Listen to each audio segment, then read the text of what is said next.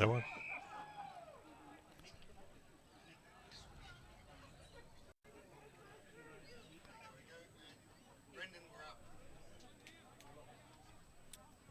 Want me to?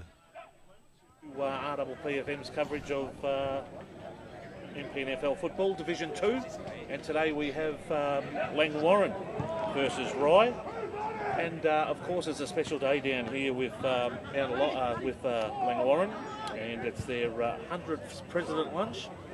We'll call it 101, but we'll say 100. And with me is Ping O'Shea. How you been? That's it. I'm very well. Can you tell us a bit about yourselves?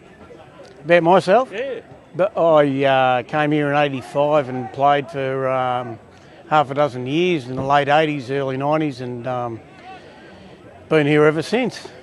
Had sons playing, and still follow the team around in the 500 club, which is our marquee out on the forward flank there at the home games. And Langwarrin means a lot to me. And what does it mean? What does it mean? Yeah. Well, it's the social activity that we have during the winter season, and somewhere to go and meet up with your mates and your people you've known for years, and catch up with everyone on a weekly basis. And it's particularly good on a beautiful day like this. And some of your memories? Memories from here is go back a long time as a player. We didn't win many games in that era when I was playing, but the memories are good. Still got mates, a lot of mates from those years, and from our premierships. Since then, there's a lot of memories, and a lot of blokes still hanging around here around the club from those winning games, premiership games, and over the years, yeah. And how was the President's Lunch today? It was great. It was great. Norm and his crew are doing a great job here, and it's probably at a peak to what it's been over the last 30, 40 years. We've got a couple of great historians on the job now in Chris Bossy and Marty Roberts, and they're presenting the history of the club, and like Tony Collins said, we've got to know where we're going. We know where we're going if we know where we've come from, and I've been learning a lot about where we've come from. I'm a bit worried about the internment camp that was here about 100 years ago.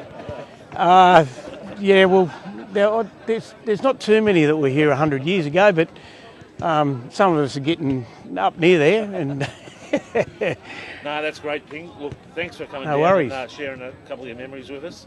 But it's been great to have you. It's going to be a great night down here, or afternoon we'll call it. Yeah. Langwarrin kick off with Rye at around 4 o'clock. Yep, We'll be twilight game with the lights on. Fantastic. We'll be back after this break. Beautiful. Thanks, Ping. Thank you.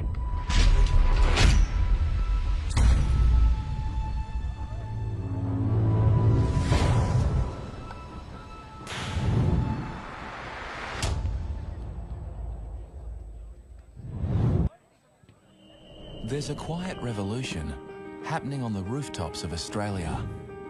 And at Solar Heart, we're proud to be leading the charge. One home, one family, one solar panel at a time, helping smart Aussies make a real difference to the planet. Some of the weather you can get here and on a Saturday harbour.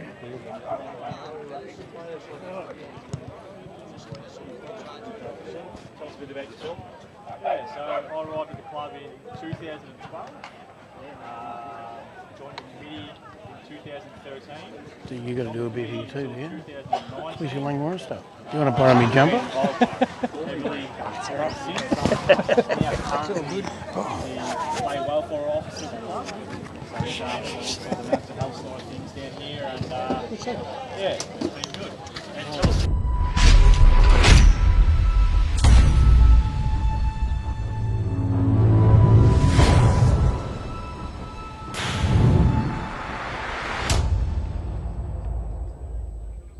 Just a memory there. So Dylan, let's fire it again. Tell us a bit about yourself. In 2012 you came down? Yeah, so I came down in 2012. Joined the committee with Sam Watson. He was president at that time, and an ex-teacher of mine at the same time. So I joined and helped him out from 2013 through his reign. Still on the committee as such, but I'm now the player welfare officer down here, looking after the mental health side of things down at the club. And with that, the player welfare, it's now an important position with each footy club. Yep. Tell us, and with Langwarrin, it's a very big footy club. Yep. Tell us some of your roles that you have to do in that. Yeah. Some of the tasks you have to do. So I'm just tasked with just coming down and just checking in on the players. We've got a couple of ambassadors with Game Changer as well, which are Jade and Jet Murphy. So I sort of help myself with them, and they help me out. We work together and sort of try and make the club a good, better place mentally. Langwarrin Footy Club to me, it's family to me since I've been here. It's a second home. I just love the place. Yeah, I love being here. I can't wait for my kids to grow up and start playing footy down here as well. That's great. Look, thanks for your time, Dylan. Really appreciate it. No worries. We're going to go back to another quick break. We might get some scores, up-to-date scores from around the MPNFL, and we'll be back very shortly. No worries. Thanks, mate. Thanks, Dylan.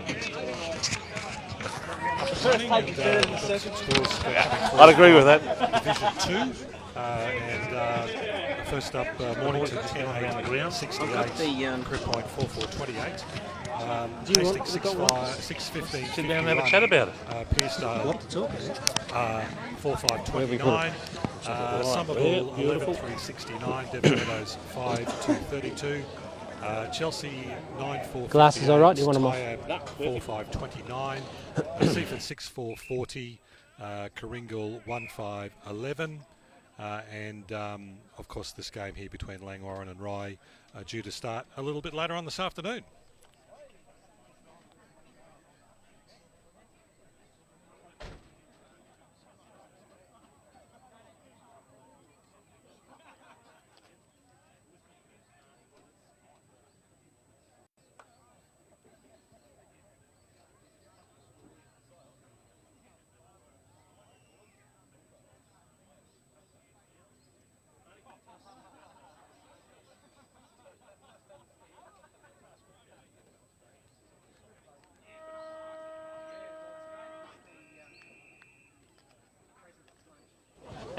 But it focused on the celebration of the 100 years. Chris and I have covered a shortened version of the last century with the highlights of all the decades, some of the standout players, some of the standout things that have happened, the premierships, all that sort of thing, the changing of the ground and the rooms and all that sort of stuff.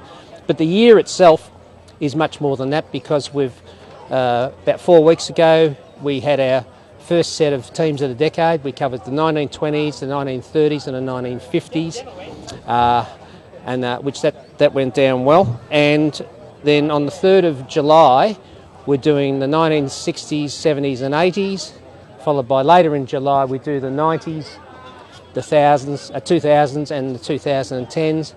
And then the ultimate, of course, on the 8th of August we'll do the team of the century the Sunday after the last game.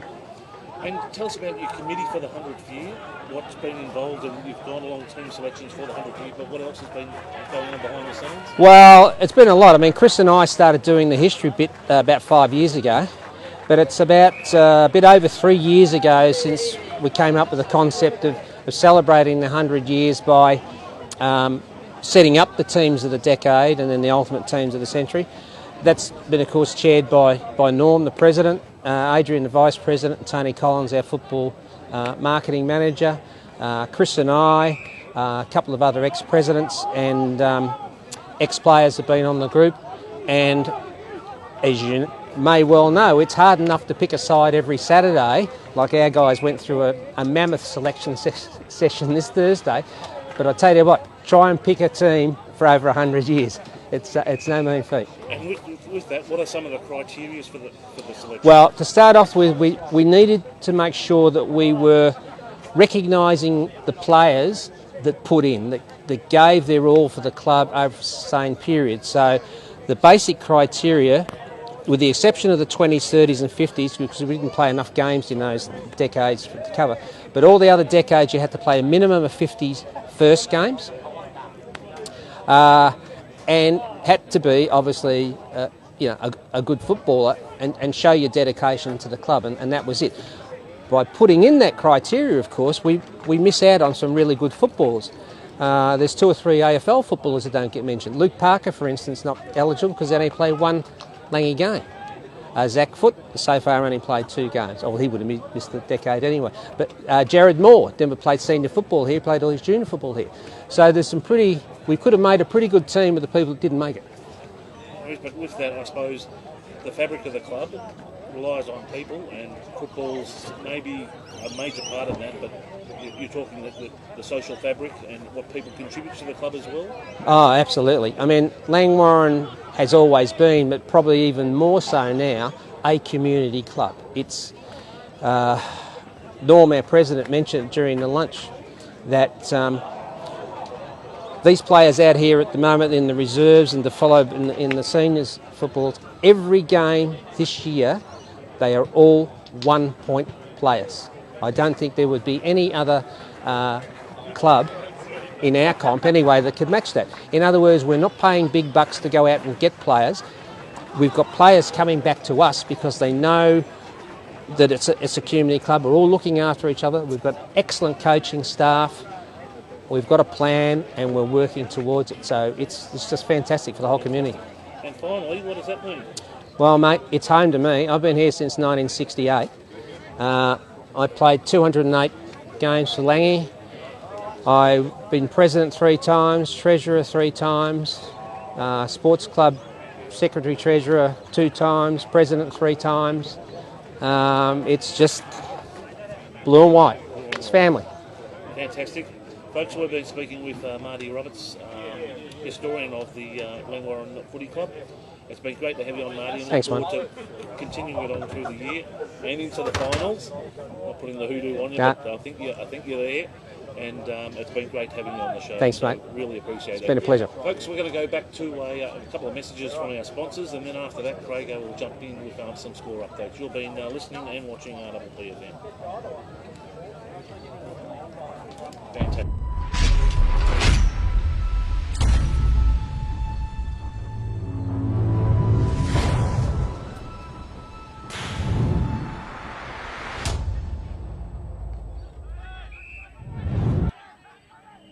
There's a quiet revolution happening on the rooftops of Australia. And at Solar Heart, we're proud to be leading the charge. 1 home, 1 family, 1 solar panel at a time. Helping smart Aussies make a real difference to the planet, cutting their energy bills and connecting them to their smart energy future. Get smart. Get Solar Heart. More and more people with a taste for quality are shopping at Eliza Meats. Kevin and his lean team pride themselves on the finest cuts, from juicy steaks and roasts to high-grade mince and sausages. And Eliza Meats are the gourmet specialists. Inquire about Eliza Meats Spit Hire. Phone 9787 4473 for a mouth-watering meal fit for a king. It's all at Eliza Meats. See our sponsor Kevin at Eliza Meats, 112B Mount Eliza Way, a station sponsor.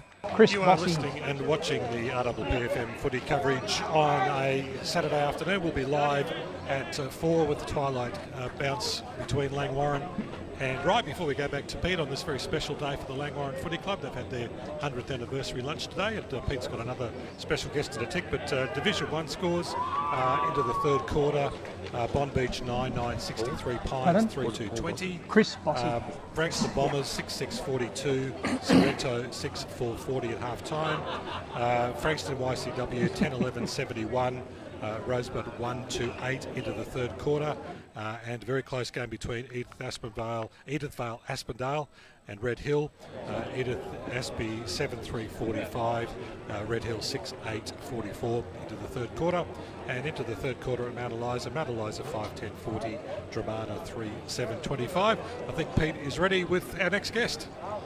Thanks, Craig. Great to get the scores around the ground, and we're being joined by Chris Bossy. Chris, how you been? Very well, thank you. Tell us a bit about yourself and what you do at the Langwarrin Footy Club. Well, I'm currently with Marty Roberts, working on the history of the club. Marty and I have been at it for about 5 years. Just trying to piece together, you know, everything that's been around the club in the last 100 years. It's fair to say that those 100 years is full of history. We know the 20s and 30s, and then there was a minor break. Yep. And then the club continued on. Can you tell us some of the things that strike out of your memory? Well, I pretty much grew up with the Langwarrin Football Club. My grandfather was president, Dad was president, played footy here. Dad won a league best and fairest in 1957. So basically I've seen a lot happen over the years, lots of highs and lots of lows. But it's just been a great journey the whole time. And about this year, what do you think this year represents for the club and where it's heading? Well, it's I think it's important for organisations like the club to realise what has come before them, and I think that the committee and everything are heading in the right direction. There's a great vibe around the club, and I just think it's great to have the history there and to see what we got going forward. Well, it's just been a part of life, really. I couldn't imagine, going through life and not having the Langwarrin Football Club as part of it. Pretty much. That's great. Look, thanks for your time on the show. It's been really great to get an insight of all the Langwarrin people. Hopefully get some more on very shortly. We're just going to chat to a couple of sponsors' messages, and we'll be back right after this break. Do you have TV antenna or reception issues? Need to wall mount your TV or want extra TV or data points? Then call TV Magic, Frankston and the Peninsula. Call Clint for a free quote on 0484 395 555. TV Magic, we make all your TV problems disappear. A station sponsor. At Solarheart, we're proud to be leading Australia's solar charge, helping smart Aussies make a real difference to the planet, cutting their energy bills and connecting them to their smart energy future. Get smart. Get Solarheart.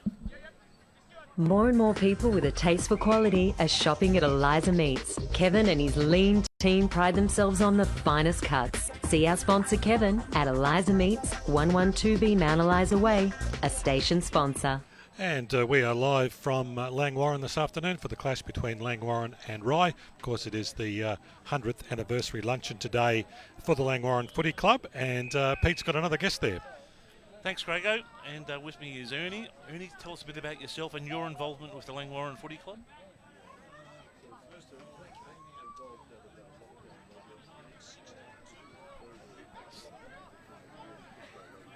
Do you like what I wrote? Yeah,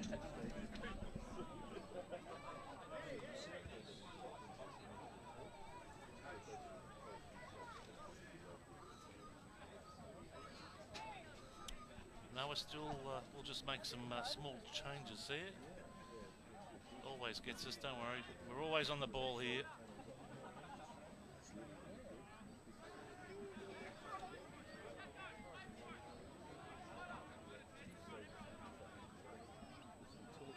There we go, we're back. Got that, camera controls got that. Sorry about that, fire away again. Yes, start again.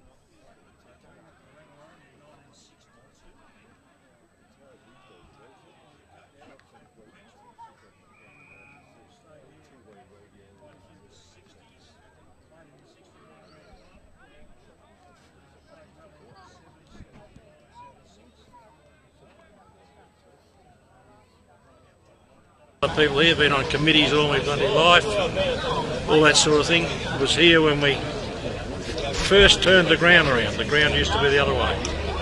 We turned the ground around over a period of time, and hence you can see the ground that's here now. They mixed up with the juniors, president of the juniors later on. My son played junior football, played right through. He played in the 93 grand final, and a couple of others, and is still involved with the club.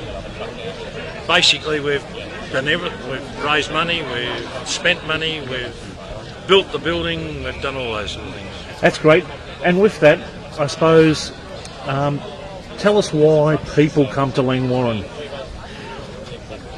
Well, years ago there was just one little dirty oval here, and we didn't have a lot of people in Langwarrin.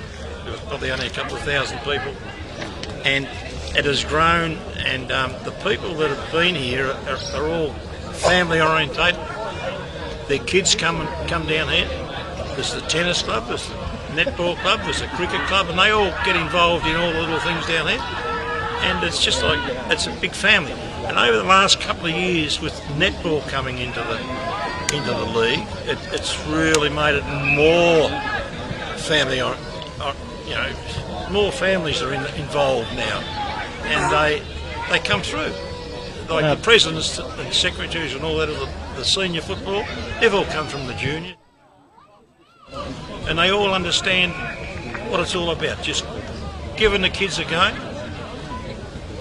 Everybody's involved and having a pretty good time. No. And how was the president's lunch? Oh, the president's lunch was very good. We learnt that Martin and Chris got up and spoke about what they've done for the history for the 100 years, which was absolutely fantastic. It's amazing, people were up there and they didn't understand any of these things that have happened. And we had the TV screens going with the films of different games and different days, and people didn't even realise that was there. Yeah. And over the years they've collected all these things, and it's just fantastic. That's great.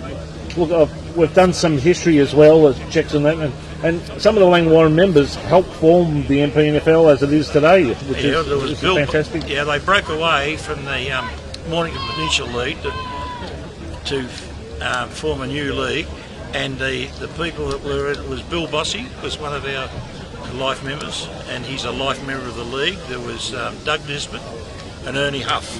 They're all life members of the league. They were the main people that that formed the new league, and it was fantastic what they've done over their time. That's great. Look, we hope it's a great day for Langwarrin, especially versus Rye this afternoon at 4 o'clock. Thanks for joining us. Folks, we're going to cross back to the OB van. Thank you and very have much. a chat with Crago. Thanks very much, Peter. Just a quick score update on the AFL, and it's 20 minutes into the third quarter. Carlton. Thanks, mate. Done. 10-4-64 and Hawthorn 8-8-56, and half-time in the Geelong Cats Gold Coast Suns game, where we've got Geelong 6-1-37 to the Gold Coast Suns 3-6-24. We'll take a break and be back here at Langwarrin shortly.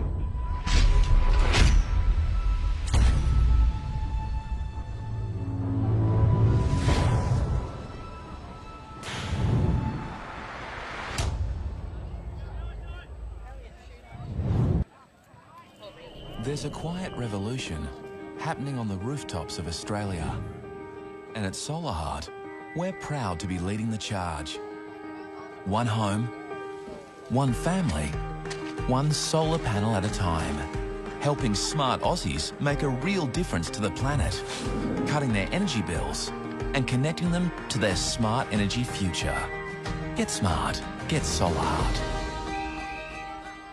More and more people with a taste for quality are shopping at Eliza Meats. Kevin and his lean team pride themselves on the finest cuts, from juicy steaks and roasts to high-grade mince and sausages. And Eliza Meats are the gourmet specialists. Inquire about Eliza Meats Spitfire. Phone 9787 4473 for a mouth-watering meal fit for a king. It's all at Eliza Meats. See our sponsor Kevin at Eliza Meats, 112B Mount Eliza Way, a station sponsor.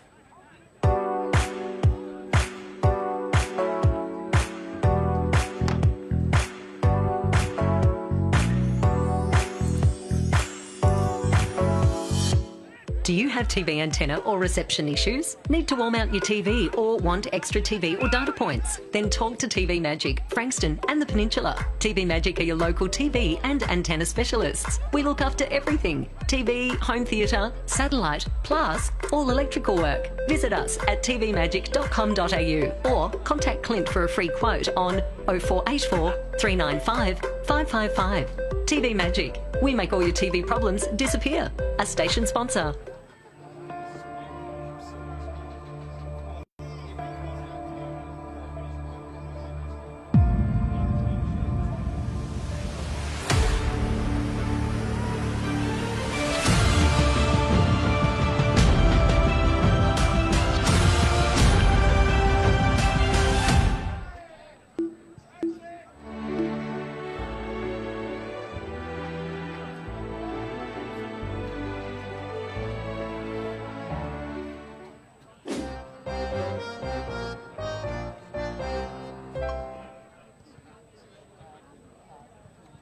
Brighton Auto is your Bayside and Peninsula automotive one-stop shop.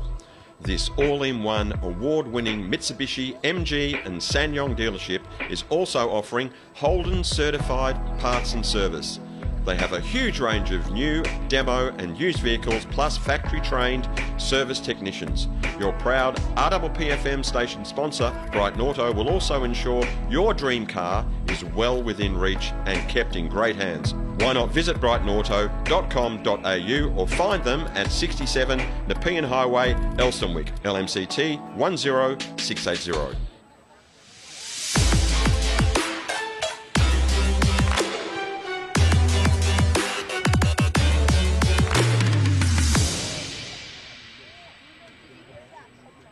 And good afternoon and welcome back to RPPFM Footy. Our TV Magic Match of the Day is not far away. It's the clash between Langwarrin and Rye. We're about 19 minutes into the final quarter in the reserves game, and Langy well in control, 18-19, 127, and Rye unfortunately 1-4-10. Just some updates and some things we want to talk about today, and Sus spoke about this on the Footy Show this morning. We've launched a campaign through the league which is called Respect the Game, and it's about respecting those people involved in the game, whether it be the players, the umpires, coaches, spectators, officials, volunteers. It's about respecting the game and behaving yourself when you do come to watch your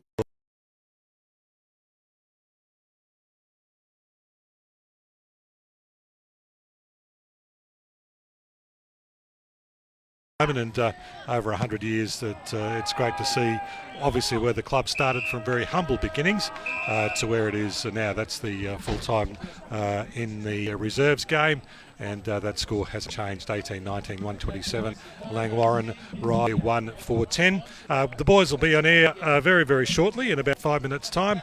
They'll be looking at some of the scores in so far this afternoon and previewing this afternoon's game. We'll take a break and be back.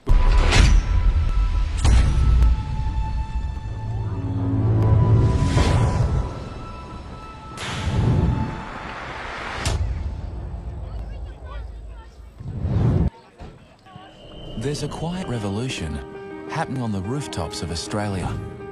And at Solar Heart, we're proud to be leading the charge. One home, one family, one solar panel at a time.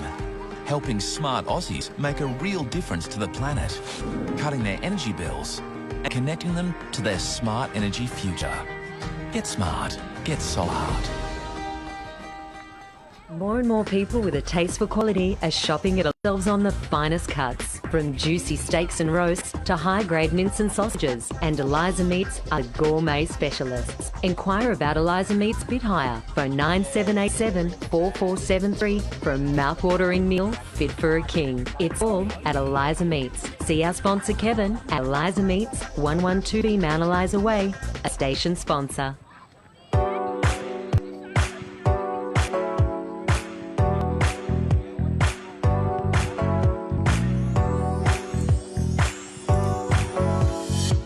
Do you have TV antenna or reception issues? Need to wall mount your TV or want extra TV or data points? Then talk to TV Magic, Frankston and the Peninsula. TV Magic are your local TV and antenna specialists. We look after everything. TV, home theatre, satellite, plus all electrical work. Visit us at tvmagic.com.au or contact Clint for a free quote on 0484 395 555.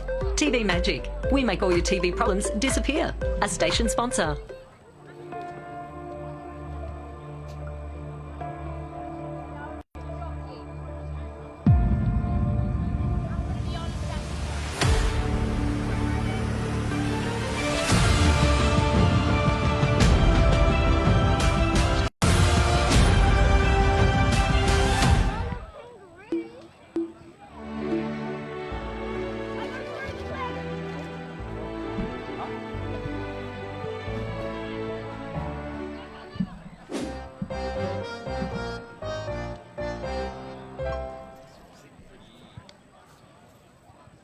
Brighton Auto is your Bayside and Peninsula automotive one-stop shop.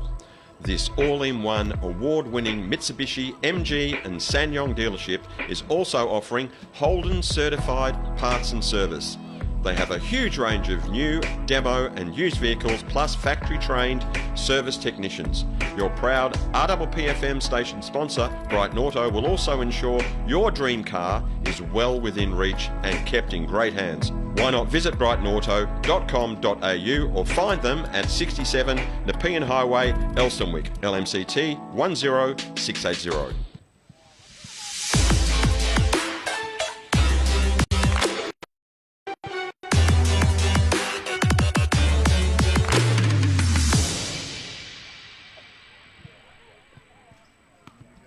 Good afternoon and welcome back to RPPFM Footy. Our TV Magic Match of the Day is not far away between Langwarrin and Rye. Of course, it's a twilight kick-off this afternoon here at Langwarrin due to the fact they had their 100th anniversary luncheon today. So we're just a little bit later on in the afternoon today with a 4 o'clock bounce, and we'll be probably finishing around 6:30-ish tonight, so it is going to get a little bit cool. It's been a beautiful day across the peninsula today with beautiful, fine and sunny weather, and certainly good conditions for the game this afternoon. There's hardly a breath of breeze at all, and we'll have the two boys with us in just a moment to look at the scores currently and what's been happening around the league. Just a reminder again about that campaign, Respect the Game. It's very important that when you do attend your local footy club that you do respect those people involved in the game, and we hope that everybody respects all those officials, players, umpires and volunteers at the game. We're just about ready to cross to the boys. I think they can hear us. They're right in front of us, so they can hear us. I know the late start's really worked for Adam this afternoon because it's given him some time to get a good waxing done on the beard. He's had some work done on it today, so he's looking $1 million. And Vossi's probably been eagerly watching the score with the Hawks, so we might cross over to the two boys calling all the action this afternoon, Michael Voss and Adam Short-Pass Kelly. Oh, well, how good was that little wind-up? And no, Craigo, I haven't been at the barber. That was a couple of weeks ago. Well, we're here at Alexandra Park here in Langwarrin. What a fantastic day for football, and the crowd is slowly building. Vossi, as we have Langwarrin on the ground already, just waiting for Rye. And I suppose it would be remiss of me, mate, not to say good afternoon to you. Well, thank you, Short Pass. And while we're waiting for the game to start, let's have a look at some of the scores happening in the other games around the peninsula. Why don't we start with Division 1? And hang on, just before we do that, a man that's normally just in the executive producing van has decided to take a little bit of a back seat and join us, which I'm very, very, very excited about. He's still got an executive hat on, but he's going to be just supplying some special comments thanks to Progress Signs. I'm just wondering can I offer the first one? The first special comment? First special comment, thanks to Progress Signs. Viewers and listeners, we are not at Alexandra Park, we're at Lloyd Park. Lloyd Park, thank you. Thanks. When it came out, it just did not sound quite right. I'm not going to lie, as Adam Kirkwood has just been greeted by the reserves, of course, on the ground. Take it away, Michael Voss, around the grounds. I'm just looking at the executive producers here. I'm just wondering whether that's a rug on there. I just whack! Cop that! I love it. That's for the Russell Mark glass. And you know what? and I can't talk. Have a look at that. It's a bit of salt and pepper going on there, Michael. All right. Scores, boys. Because obviously we're the late game today. Division 1, Bomb Beach 12-11-83, Pines 3-4-22. Bombers 10-8-68, Sorrento 8-9-57. YCW 10-12-72, Rosebud 4-4-28. Edafale 10-5-65, Red Hill 9-12-66. That's a very close game. Another close game. I love it. Mount Eliza 7-11-53, Germana 4 goals 7-31. Now, while you're bringing up the scores for Division 2, I just want to take a serious minute for a second. I'm not sure if you heard the Topun Football Show this morning, but we had Holty on. Darren Holt, of course, is the director, regional director for umpires, working very, very closely with the Southern Umpires Association. Craigo, I know you were bringing it up earlier in the post show, and I just wanted to make make everyone aware that it doesn't matter who you are, whether you're a player, sus, or whether you're someone spectating. But I want to just mention a dishonourable mention to a Chelsea reserves player that came up to my son at the end of the game and said, "You're an effing disgrace umpire." Now, that player has since been reported and will hopefully face the tribunal. But this is not what we want in the game. You idiot, cop that whack, because without umpires, fool, playing in the Magoos, you don't get to play football. So respect your umpires or shut your cake hole. Thanks, Vossi. Division 2. We see that in the games today, Mornington 16-10-106, Crib Point 6-6-42, Pearsdale 9-8-62, Volatile Vossi, Hastings 7-17-59. Tell you what, the perfect day for football, and they've kicked 7 goals, 17. Just building. Just lit it, please, lit it. It's a crescendo that's going to be building over the next few days. Crescendo, Vossi. Crescendo, sus. Somerville 15-7-97, Devon Meadows 7-4-46, Chelsea 13-7-85, Tyre 5-7-37, Seaford 9-10-64, Coringal 4 goals, 8-32, and we're only a couple of minutes off starting. We are a couple of minutes, and now my nose hairs are just twitching because thanks to Lucky Phil, who's one of our cameramen, and thanks to Phil's Lock Service in Balnarring. You can give Lucky Phil a call, 0427 820 444. We have some beautiful dog nuts, a couple of jam and then choc jam, which are my favourite, so they will be devoured at some point. So thanks for that, Lucky Phil. Don't you like the jam donuts when you sort of eat them and then the jam just oozes all over?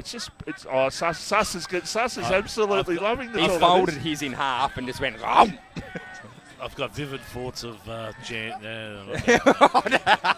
It's not American Pie. American Pie. Do you remember everything that happened last week, Sus? Yes, it's very, it's traumatic at the moment. It's still traumatic. G'day to Shane Ramsey and Adrian Diggins, who are watching, so catching them on social media on the MPNFL page. Rambo, absolutely fantastic. He was a fantastic player, Rambo. Correct. Vossi, we had the privilege of catching up. I'm not sure if you caught up with, but I had a good chat to Josh Beard and Blake McCormack, of course, the co-coaches of Langwarrin, and we also collectively spoke to Kirkers, Adam Kirkwood, the playing coach of Rye.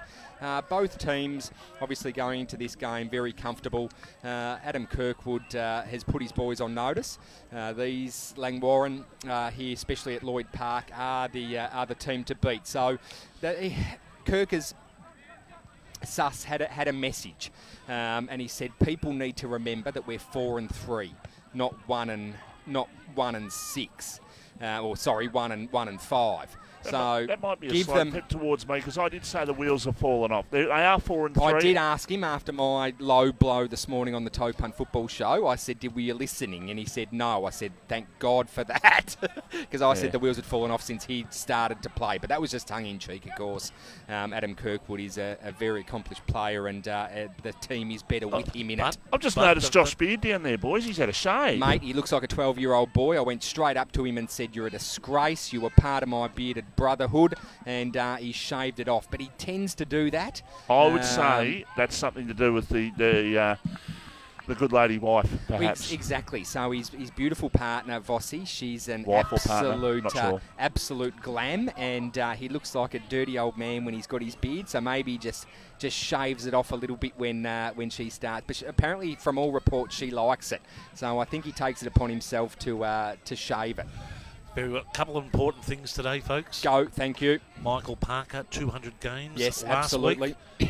Received the ticket today for life membership at the Langwarrin Football Club upstairs at the lunch. Well done to Michael on that. Yes, and that's a great effort. And the Parker family throughout Langwarrin history rate a big mention. In Langwarrin's 100th year. Correct. Was it the 100th year or 101st year? Oh, technically it's the 101st, but it's the 100th they've Yeah, played. like a few sides sort of missed out last year. Edipole was one of those sides that missed out last year with what happened in 2020. But anyhow, we're about to start, and we're looking forward. We're looking forward to the big battle in the middle. I know you're looking forward to it. I'm very much looking forward to this. Norton and Williams. Norton and Williams. It's going to start from the centre bounce, and it's going to be a great contest. Big Red Norton has a couple of centimetres on Ryan Williams, just looking at it, but he's a statesman of the game, is Ryan Williams. He likes to throw his body around. He does like to throw his body around, so I can't wait for this contest, Fossey. I really can't. There we see the under-19 brigade going behind the goals, ready to create Absolutely, muck. the boys are off.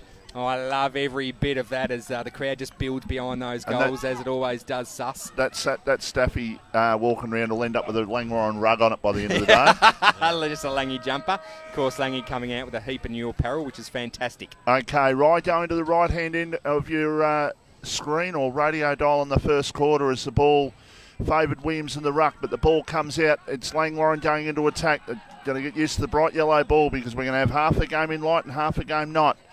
Ball good tackle in the pocket, applied. and the umpire says I'm going to throw it back into play, right forward pocket here for Langwarrin, who are going to the left-hand end or the scoreboard end of the ground in the first quarter. Classic start, Sus, from Langwarrin, just wanting to get into the attacking straight away. All class they are, just moving the ball with ease at the moment.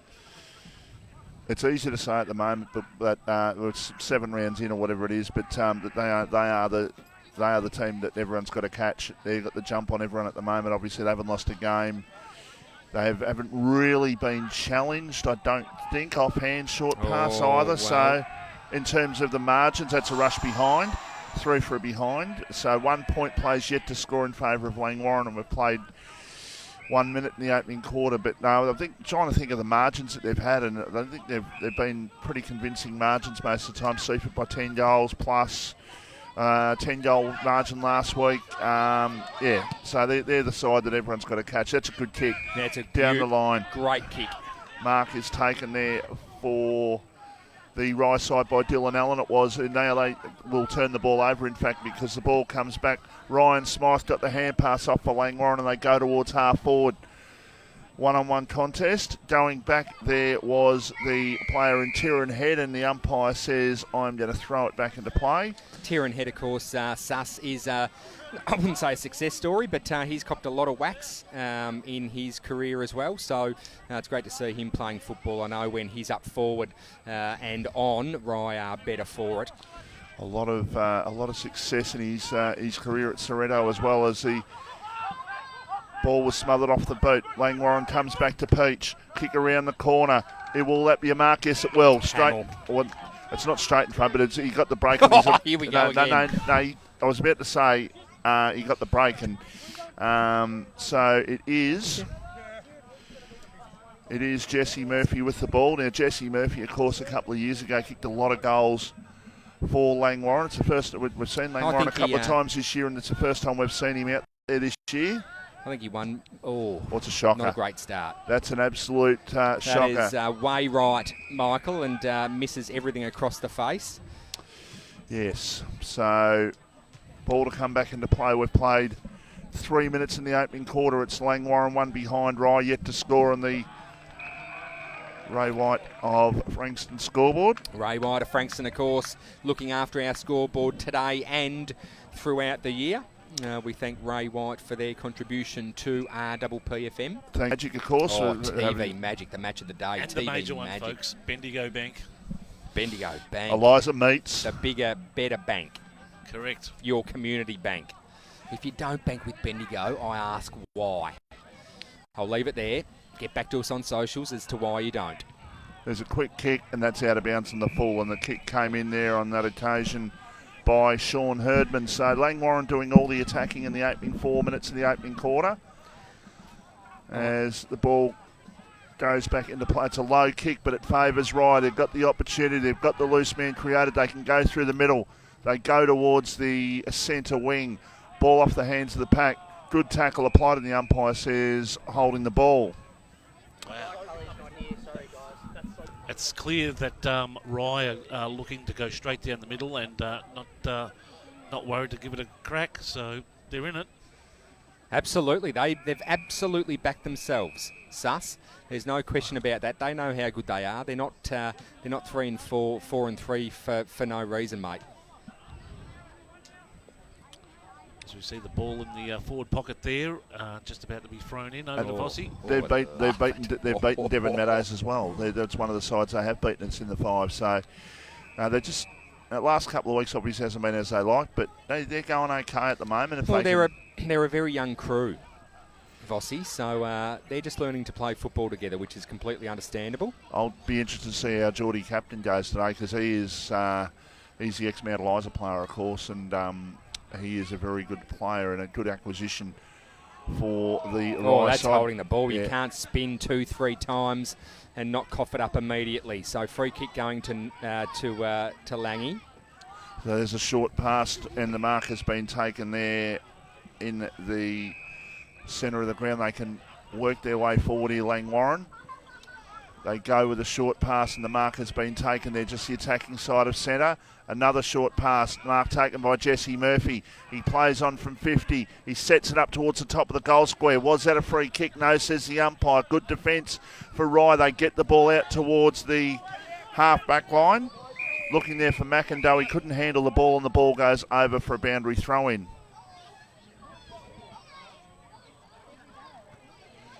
So ball about to be thrown back into play. At the MCG, Carlton 76, Hawthorn 63, and there's probably about 20 minutes to go of that game. So still plenty of football, Michael. Yeah, no, Don't stress. Carlton look like they're going to win. I'm not going to stress as what I did last week. No, that's good. I was a little bit worried about you. Yeah, look, I didn't cop as much on social media as what I thought I did, so I didn't have to disappear. So I had a busy week at work. Yeah, you were very busy. Then, of course, Bogan Bingo last night. Who was that for? The Peninsula Raiders Super Rules Football Club. If your friend requests this great man next to me, Michael Voss, you'll see his kit last night. The only difference was he was wearing a mullet. Otherwise, he was as he is every other day of the week. Hang on. I've got jeans on. What are you talking about?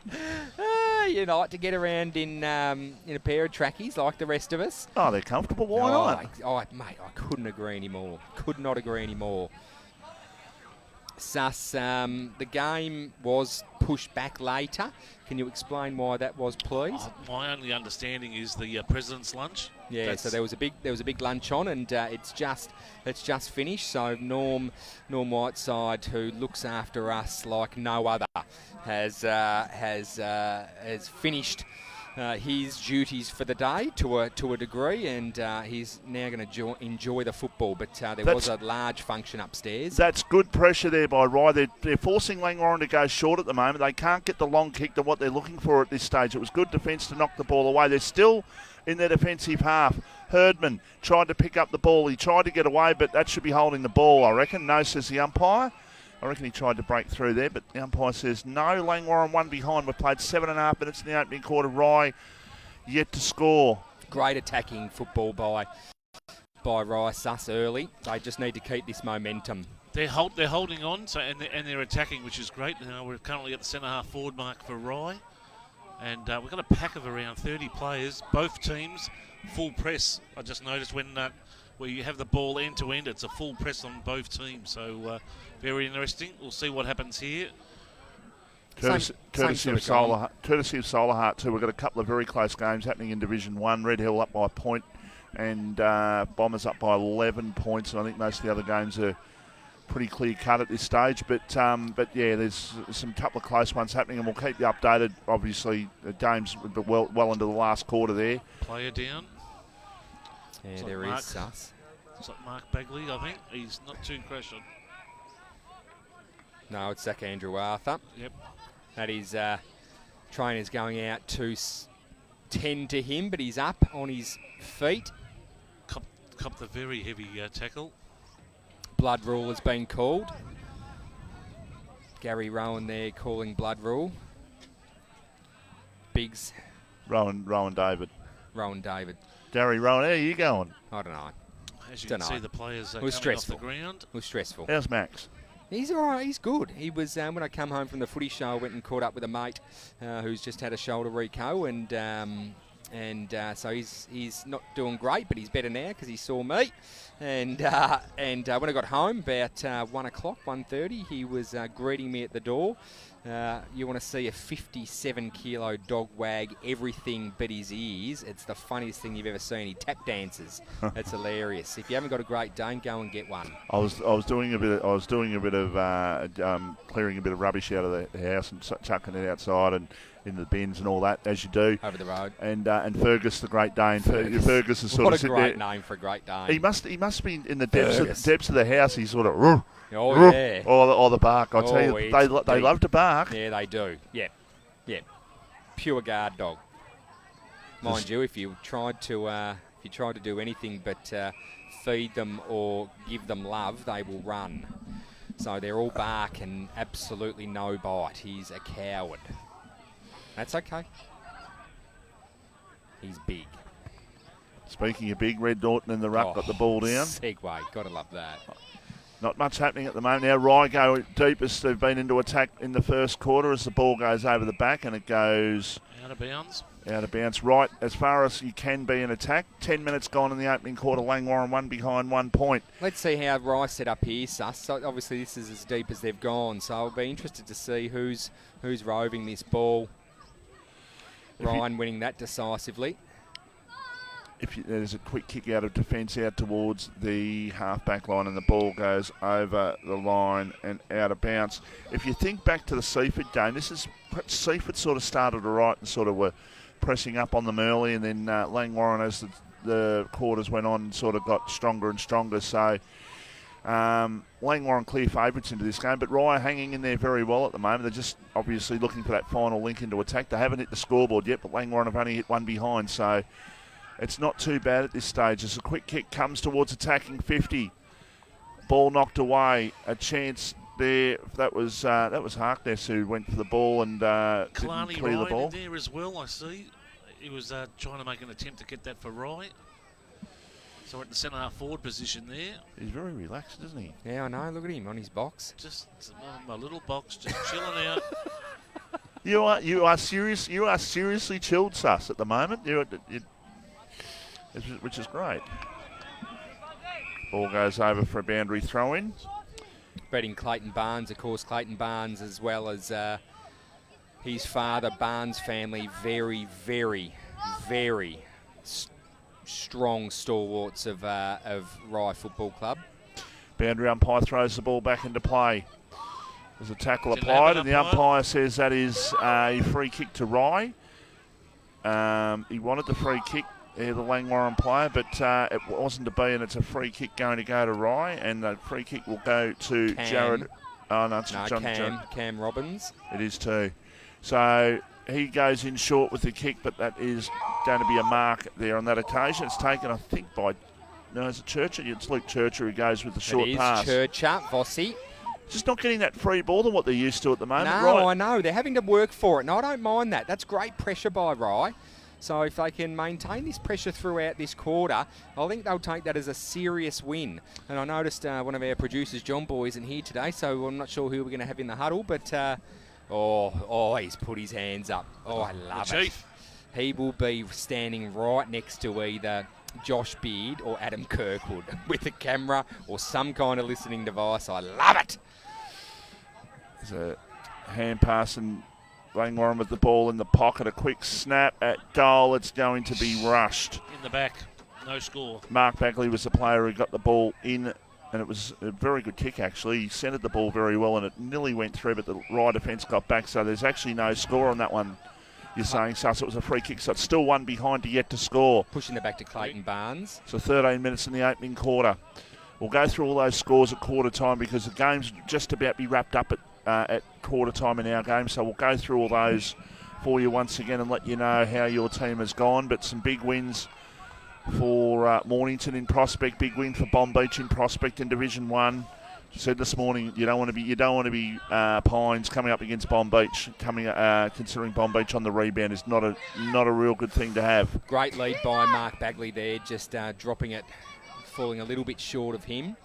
About 40 out, umpire to throw it back in. Are we going all in on Mark Bagley getting the daily double on that? Absolutely not. No, on the Eliza Meats meat train. No, No? No. Okay. No, I think there's others have to stand up today. Baggers is going to get a lot of attention today. He might kick a few snags, and if he does, Or and there's a quick kick and missed. Behind. Just to the near side. Mitchell Matthew was the player who had the chance, and he had more time than what he thought actually, and just rushed the kick from 15 metres out. 14 minutes in the opening quarter. It's Langwarrin 2 behinds. Rye yet to score. A lot of defenders, just Rye quite comfortable to just get off their defenders, and more so Langwarrin as well, just running off their defenders, which means that they can move the ball down the centre of the ground, which they've done. Long kick out of defence. It's taken by Zach Andrew Arthur, who runs towards 40 metres and goes at goal. The two Langwarrin players spoiled each other there, and they both went for the mark, whereas one probably needed to sort of do a bit of talk because they were actually up against each other. There was no Rye player in that contest. So it's 3 behinds. Oh, geez, that's a contentious yet free to kick. score. I wouldn't have thought he'd had much time to dispose of that footy, Sus. No. That umpires, if they stay consistent like that, we're happy. Yeah, this is true. I know in the AFL competition, holding the ball is a contentious subject at the moment. So the ruling is that it has to be handed down to the ranks to local football, country Sorry, football I had to do as that. well. I totally agree with you. Thanks to Phil at Phil's Lock Service. But we have to cover your dog nuts, mate. Salivate. Big Red got up then. He did. Langwarrin doing all the attacking, boys, but can't hit the scoreboard. They're 3 behinds with 16 minutes in the opening quarter. Just at the top of the square here for Langwarrin. Let's see if they've got a set play. No one in the goal square at the moment. No one. Yeah, they need that they need the goalkeeper back there. There's And a quick guess what? hand pass over the top, and knock over the top, I should say, and the ball has been rushed through. So they hit into the open space, but they couldn't run onto the ball. So 4 behinds plays yet to score. We've played 16 minutes in the opening quarter. Long kick out of defence. Going up is your boy. Mitch. He goes with the kick towards... Oh, 2 great defensive marks. First one by Mitch. He's done his shoulder there. He's given him a whack to the solar plexus. And whilst doing it, he's done his shoulder. Mitch Cuthbert with the ball again, your boy. It's 2 marks in a row. Tell you what, if he wins the thing today, you're getting the photo, all right? I'm sure he'd love a photo with me, Oh, Michael. absolutely. He's only human after all. Yes, you said it. Ball in the forward pocket, and Langwarrin into attack. The umpire says, I'm going to ball the ball up. Very lucky there. No attempt to get that ball out. Sat on it like a chicken, so very, very lucky. Sat on it like a chicken. What was he, laying a football, was he? He was. Well, no, he's trying to hatch it. Oh, the umpire goes down. There's a quick kick and off target, so 5 behinds. 5 behinds? 6 behinds. 6 might have been Cooper Marriott, the umpire there, that copped a bit of a whack. 6 behinds plays yet to score. We've played 17 minutes in the opening quarter. At the MCG, Carlton are 21 points in front. And that's touched off the boot, so that's fine. Not going to holding the ball there, nor should you. So Ball in the forward pocket there, just between forward pocket and half forward flank on the member's side, we'll call it. Nick Strickland was a player who tried to claim the mark, but it was clear it was touched off the boot. Now, kick towards the pocket. Good tackle there applied on this occasion by Josh Biggs. And once again, the umpire calls for a ball up. Basically played 95% of the first quarter in Langwarrin's attacking half, but they haven't hit the scoreboard as yet. They're 10 metres out from goal. Ball at the top of the goal square. It's an absolute scrap there, and the umpire says, I'm going to have to ball it up. Sorry, boys. Zach Andrew Arthur with a real effort out of that pack then, but like Rye have been thus far, very defensive. So he's quickly tackled, ball wrapped up, as Michael said. Big Red, he went for the quick kick out of the pack, but he's kicked it. Normally you have to turn Big Red in the general direction of the goals. Yes, he doesn't have that ability to know where the goal is at every single time, but in fairness to him, he just threw it on the boot. Lewis Barber. Louis or Lewis? L-O-U-I-S. Louis. So it's Lewis, but he would be called Louis. Oh, or all right. Lou. Lewis. We'll go Lewis. Lewis Barber was the man who tackled Big Red, which is no easy feat, by the way.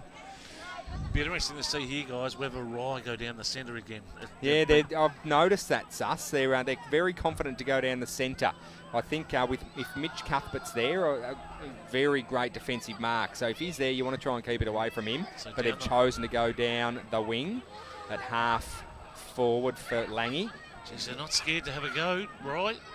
Well, they back themselves, Sus. And they're travelling in numbers on the wing here. The defensive hand pass there for Langwarrin. They can go forward. We're just about to hit time on. We have not had a goal scored so far in the game, and Rye haven't scored. Langwarrin are 6 behinds as the ball comes over the top there with a hand pass. Now they can run to 40. A shot at goal is going to be a goal. Good. Looks very, very good. And I'm just trying to pick up the man with the orangey sort of boots there. Just get back onto. Where has he gone? He's coming off on the interchange. Okay, so 1-6-12 is the score. Rye yet to score. You're listening and watching RPPFM, the voice of Peninsula football. More and more people with a taste for quality are shopping at Eliza Meats. Kevin and his lean team pride themselves on the finest cuts. See our sponsor Kevin at Eliza Meats, 112B Mount Eliza Way, a station sponsor. Sus, the man with the goal kicker there. I'll just get my form guide out and have a read. We haven't picked up that play yet, but we will as number. I'm sorry, guys. Josh Dormer. Dormer has gone up to the rooms, holding his shoulder, as commented on earlier. So it looks like he's got a bit of a shoulder injury. He's gone straight into the rooms. So Dormer was last time we were here at Lloyd Park. I believe Dormer got the meat tray thanks to Kev at Eliza Meats. Was it Dormer? No, Bagley got it. Bagger's got it. That's why I said, can Bagley make it 2 in a row? No, who was... Anyway, never mind. There's a kick forward for Rye towards centre half forward. Mitch Cuthbert went up, couldn't take the mark, just probably didn't go as hard as Smart that kick. one. There's an opportunity, and there's a goal, and the coach has put him on the board. He has the coach's goal there, just answers back straight away. You got to like that. Rye getting the job done there, something from nothing. I love how Rye just going 2 or 3 back. They're not afraid to put a man back. 1-6-12 plays, 1 straight 6. Joel Bateman was a goal scorer for Langwarrin, by the way. Thank you very much, Michael. We might just stay with us for a little second, because I don't think there's much time to play in this first opening quarter. Michael, you have an update on the AFL? Yeah, Geelong are 31 points in front of the Gold Coast, and Carlton have won by 23 points. Oh, I'm sorry, mate. Bit of bad luck. Coming from a side that hasn't won a premiership in 57 years. Boy, 54. oh boy. 55, actually. 64. Year olds concede, Vossi. Here we go. We've got Rye in the centre here. We're going to look to move the ball forward, and it's just going over the top. Langwarrin can clear. They go out towards the wing area. Going back there was Barber. He got knocked off the ball a little bit. A chance still for Langwarrin to try and get the ball forward before quarter time. We're 22 minutes in the opening quarter. As Short Task said before, it's not going to be too long in the first quarter here. They won't have too much time on. Great mark taken by Jacobenko. As the ball goes over the line for a boundary throw.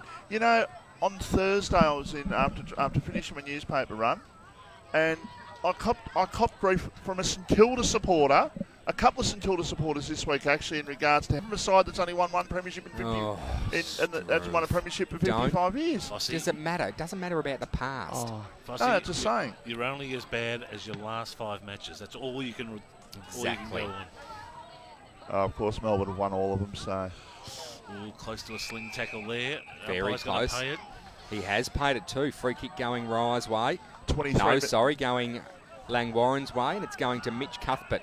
Those of you playing fantasy football, Christian Salem's are laid out for Melbourne, and they'll be playing very soon. We'll keep you updated on that one as well. Zach Andrew Arthur with the ball, looking for Bagley.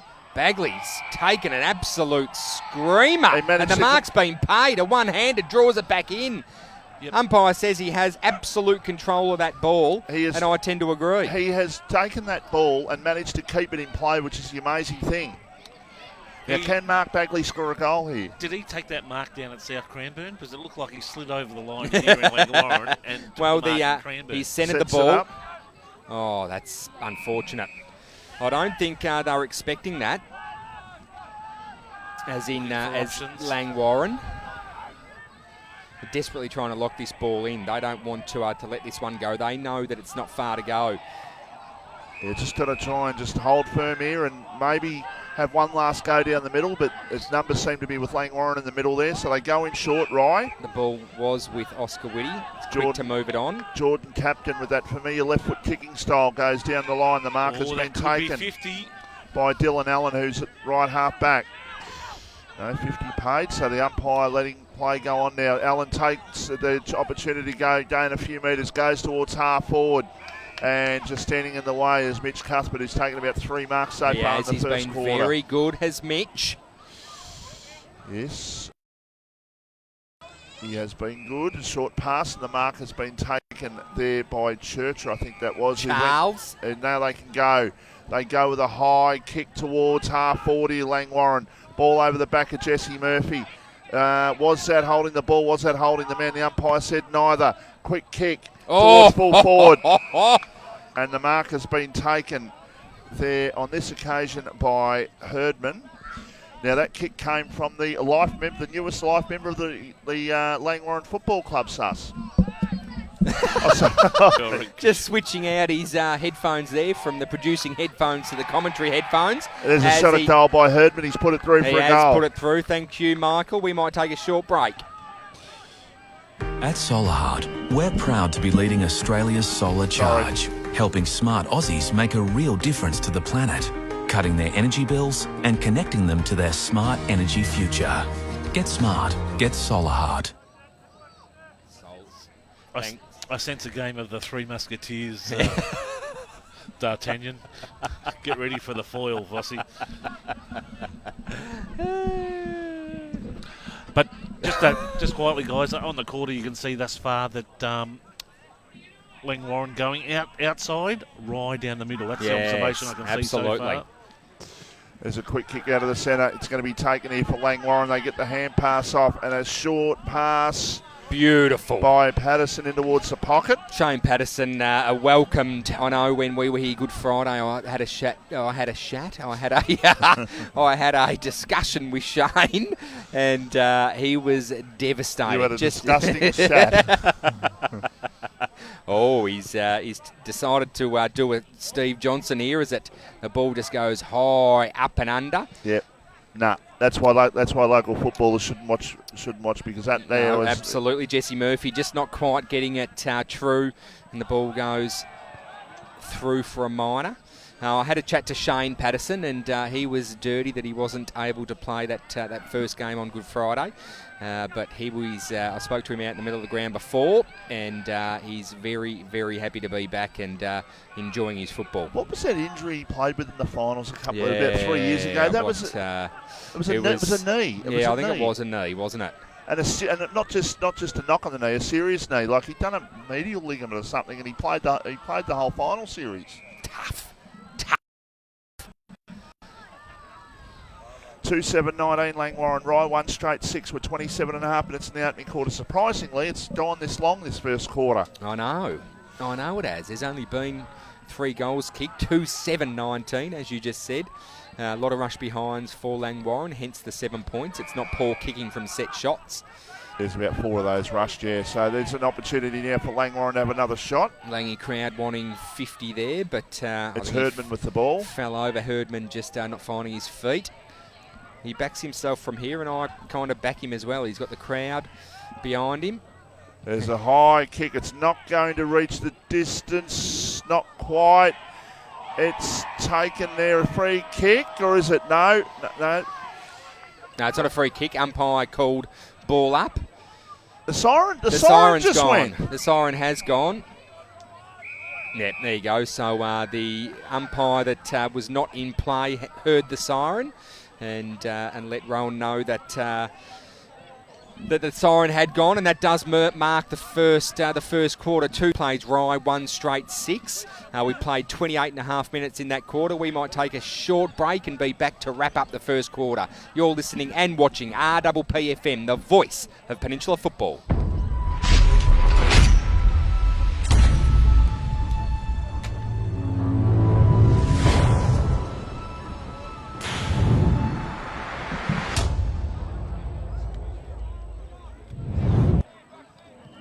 There's a quiet revolution happening on the rooftops of Australia. And at Solar Heart, we're proud to be leading the charge. One home, one family, one solar panel at a time. Helping smart Aussies make a real difference to the planet, cutting their energy bills and connecting them to their smart energy future. Get smart. Get Solar Heart. More and more people with a taste for quality are shopping at Eliza Meats. Kevin and his lean team pride themselves on the finest cuts, from juicy steaks and roasts to high-grade mince and sausages. And Eliza Meats are the gourmet specialists. Inquire about Eliza Meats Spitfire. Phone 9787 4473 for a mouth-watering meal fit for a king. It's all at Eliza Meats. See our sponsor Kevin at Eliza Meats, 112 Mount Eliza Way, a station sponsor.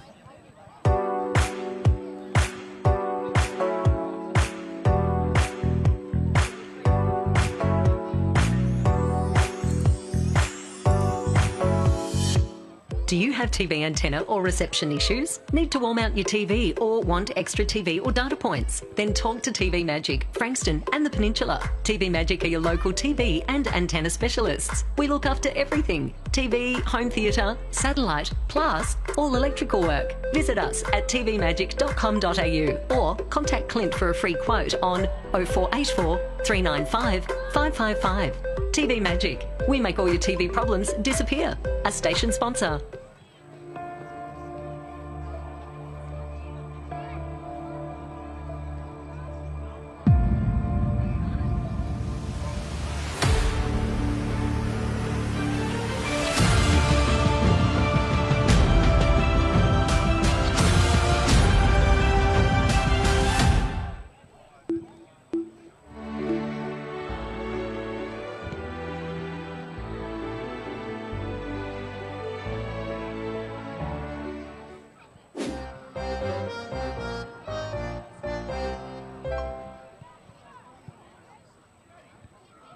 Brighton Auto is your Bayside and Peninsula automotive one-stop shop. This all-in-one award-winning Mitsubishi, MG and SsangYong dealership is also offering Holden certified parts and service. They have a huge range of new, demo and used vehicles plus factory-trained service technicians. Your proud RPPFM station sponsor, Brighton Auto, will also ensure your dream car is well within reach and kept in great hands. Why not visit brightonauto.com.au or find them at 67 Nepean Highway, Elstonwick, LMCT 10680.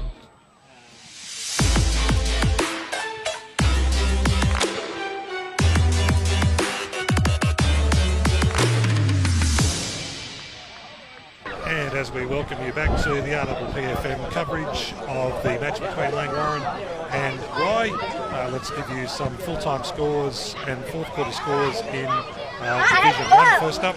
Actually, we'll go to Division 2 to get those full-time scores for you. And in Division 2, full-time scores: Mornington 24-14, 158, Crib Point 9-10-64, Hastings 12, 24-96, Pearcedale 9-9-63 at full-time, Somerville 18-13, 121, Devon Meadows 10-6-66 at full-time, and in the fourth quarter, Tyab still playing, Chelsea 20-11, 131, Tyab 5-9-39. In the fourth quarter at Coringal, Seaford 13-14, 92, Coringal 7-9-51. Is Langwarrin 2-7-19, Rye 1-6. Go to the Division 1 scores. Let's go out there. Full-time scores there. On beats 17-48, 17-12, 114, Sorrento 12-11-83. Rosebud and Frankston YCW, the Stone Cats, which we still think is 2 words, 16-15, 111, have defeated Rosebud 6-6-42. Full time up on the mountain, Red Hill 15-15, 105, Eddie Asp 13-6-84, and in a low scoring game, Mount Eliza 7-13, 55 have defeated Dramana 5-9, 39, gentlemen. Thanks for that, Craigo, and we will repeat those scores a little bit later on. We had some fantastic footage and some sounds coming from the Rye huddle there. Kirkwood having a bit to say. So we'll wait for Suss to come back into position. We're still getting some fantastic shots from the Langy crew just coming off after they break their huddle.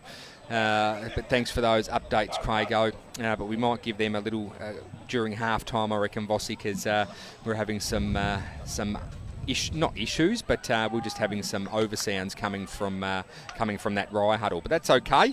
We wanted those. We wanted to bring you into the huddle, and of course you were hearing Adam Kirkwood there, the Rye senior coach. And if you're watching our coverage through Facebook, you'll see that the score says 19-6. It should be 18-6 according to the scoreboard. So they have adjusted. So it is 2-6-18. It's 1 straight 6. On the Ray White Frankston scoreboard, as the ball is going to be balled up here by the umpire, and away we go to start the second quarter of this twilight game. It's the last game happening on the peninsula this afternoon, as the ball came out there on that occasion. It was a hand pass there, and we haven't got oh yes we have, Kalani Ryan it was. I didn't think we had a number 4 on there. There's an opportunity for Blake Peach, who goes in short. They might get a goal in 20 seconds here. They have a shot but miss here to Langwarrin, so they're up to 2-7-19. Rye 1 straight 6. Played 30 seconds in the second quarter. Rye play coming off there. I think it looks like Kalani Ryan. It is Kalani Ryan just holding his hamstring a little bit. So I think he might, just holding that high up in the butt cheek. Might have just tweaked a little Hemi there, so we'll keep an eye on him. Right, Hemi. Message from Kirkers was, we're here to play our own game. Yeah. So he was pretty adamant in his display there that they're doing well. Did he say that they're not sus? Because I reckon they have. No, he's saying maintain. Maintain, yeah. And we are here because to play they're our own absolutely game. taking it on, and I like it. I'm really liking what's coming from Rye thus far. Very much so. Langy, the team to beat. So basically, just what he's saying is just continue to go straight up the guts where possible, Sus. Too cute there from Kirkwood. Just giving off the quick handball. Unfortunately, it didn't pay off. He gathers the ball now. Shane Patterson looks like he's going to cut it off. It's just molested off the line there by Hamill. Molested off the line. Too cute there from Kirkers, just looking for that mark. I think he should have taken that mark, kept possession, and set his team up for an inside 50 entry. Anyway, not to pay off as the ball's wrapped was that up. High? No, umpire in absolute prime position there to call that. Campbell Robbins was the player. He looked for the high tackle but didn't get it. We've got some great officiators today. Rowan being one of my faves to watch. And young Rylan Kennedy, boundary umpire, up and coming as he just runs past us. Friends of the family, shout out to the Kennedys. Of course, his stepfather, Scott Gathercole, who you know well, Vossi. I know Scott, yeah. Is stalwart of the Southern Umpires Association. Keeping it in the family, I like it. So, ball up to take place. Williams gets the ball down there for Rye. Ball's at half forward here for Langwarrin. The umpire says over the shoulder free kick going to go to Rye. So, yeah, just Langwarrin not being able to play their game at this stage, and Rye doing okay. They're just. Well, that's the marks of a good defensive team. They're being matched, and they're not allowed to. They're not being allowed to play their own game as there's a long inside entry kick. By your man, Jacobenko. Jacobenko, you beauty. I tell you what was interesting and noting out there, guys, was seeing one of the Pazenko boys very well-known runner and trainer. So he was out there giving advice. I've seen him down at Mornington and a couple of other clubs, but it's interesting he's down at Rye now. Well, here's an opportunity for Rye. They've got the ball at half forward. They could have gone then, but decided not to. It's a 2-on-2 contest now. They start to flood back inside the 50. As the kick goes towards the pocket, that's a good kick. It's a very, very good kick. Now, we've seen Sean Herdman kick a goal from here, and we saw Jesse Murphy made actually probably two stuff-ups of kicks. And one went through for a point, one was out to bounce in the full from sort of a similar sort of area. You've been wanting something from this man, Jordan Capkin, who led beautifully onto that ball. Well-weighted kick as well, Vossi. He was one that I know he was one that they missed in the game against Seaford. I think he might have missed, and they certainly missed him. He's back in the side, and this is a vital kick. As he goes low with the kick, it just slides. Oh, it's a flyer. And no mark taken. Almost a mark over the top there, but now the ball comes out towards defensive 50, but they're going to load up again. They get the ball and go in short, and the mark has been taken now. Oh, is that 50? That should be 50. Very soft, very soft. Ball was punched out after a MPNFL, clear boys. mark. Lee Morse is the player who's got it. See, that's what the highest level game's doing to us. Jeez. You're probably right, Sus. You're probably right. So Lee Morse from directly in front. S'mores. He'll kick from 40. Oh, he stabs it. There's two kicks in a row that have sort of slid off the boot. One by Captain, one by Morse. I'm just wondering whether that ball's starting to get a bit dewy. Well, she's dropped in degrees. I might get Craigo if in the producing van. If you can just see what the weather's doing, please, Craigo. Or the nipples are out. No, we'll come to that shortly. Currently 16 degrees, boys. Oh, I love it. Thanks, Jane Bunn. I mean, Craigo. You got better hair than Jane Bunn. With his lot of hair, we would have fitted nicely last night at the Bogan. Yeah. Wouldn't have needed a wig. No, you wouldn't have. And people will say that you've got a wig on. No, I definitely have not. It wasn't a 70s party, though, Bossy. It was a Bogan bingo. Oh, that's good there for Langwarrin. They smothered the ball. Now they can get the ball out towards centre wing. The smother came from Mitchell Matthew as Rye were going deep into attack, but Baggers with the mark, quick to play on, kicks to the man in the mark. Second efforts, always great. Baggers going to ground. He wants that ball out, but it is wrapped up. True wing position, umpire to throw it up. It's not reaching any great heights this game at the moment, is it? No, it's because we haven't got hurricane ladders on board this year. Ball up. Langwarrin will go into attack. They go towards a one-on-one contest. That's a good mark, one-handed. They're taken for Langwarrin. They can play on. They can wheel and turn and go inside attacking 50. Going back. They might have spoiled his man again there, did the Langwarrin forwards. That's twice I reckon that's happened.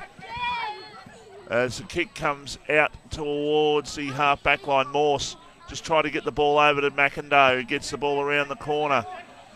It's picked up there for the Langwarrin side there by Longley it was, who goes towards half forward, but the ball is knocked away and goes over for a boundary throw-in. Game being played, Sus, at the moment with a lot of emotion. There's A couple of very big hits. Yeah, a couple of big hits. Morse just copping a bit of attention going for the ball then. I like it. Langwarrin 2-7-19, Rye 1 straight 6. We have not had a goal or at it. Any score. We have. We've had 1 point. 1 point. That was in the first 30 seconds. We played 7.5 minutes in the second quarter. We're live here thanks to TV Magic. And I am genuinely in the market for TV, and I might get TV Magic to do the business for me, connect it up for us. Go to Chic, get your TV. Go to TV Magic. Clint and his band of many men and women will hook you up, so you're streaming, Chromecasting, Googling, doing all sorts on your smart TV, thanks to TV Magic. They're wonderful sponsors, They are great sponsors. As all our sponsors are. They are. We love them. We do love them, like genuinely. Big red goes for the check side, but it goes out of play. Not an alignment, Sus? his rovers have to point him towards the goal. Yeah. Simple as that. He didn't turn quite right at Albuquerque. So boundary umpire to throw the ball back into play. I've noticed, boys, Blake McCormack just going a little bit casual this year. I don't know if our listeners or viewers would remember that they donned the fawn, or otherwise known as camel-coloured chinos. I think we're going to have to do something about that, by the way. What's that? The ball's going to come up. Will you in. go up to a bunch of kids and say, go and kick the ball Well, somewhere else? you're the diplomat in the commentary area, so you can do it. I'm the peacekeeper. I'll just say, have you seen Volatile Vossi kids? As there's been a free kick plucked out, going to Big Red Norton, directly in front from about 10 out. We've got a group of kids here in front of us that are on a death wish, but straight for the jugular. Yep. As Big Red Norton goes back and just slots it through. Very expensive equipment, kids.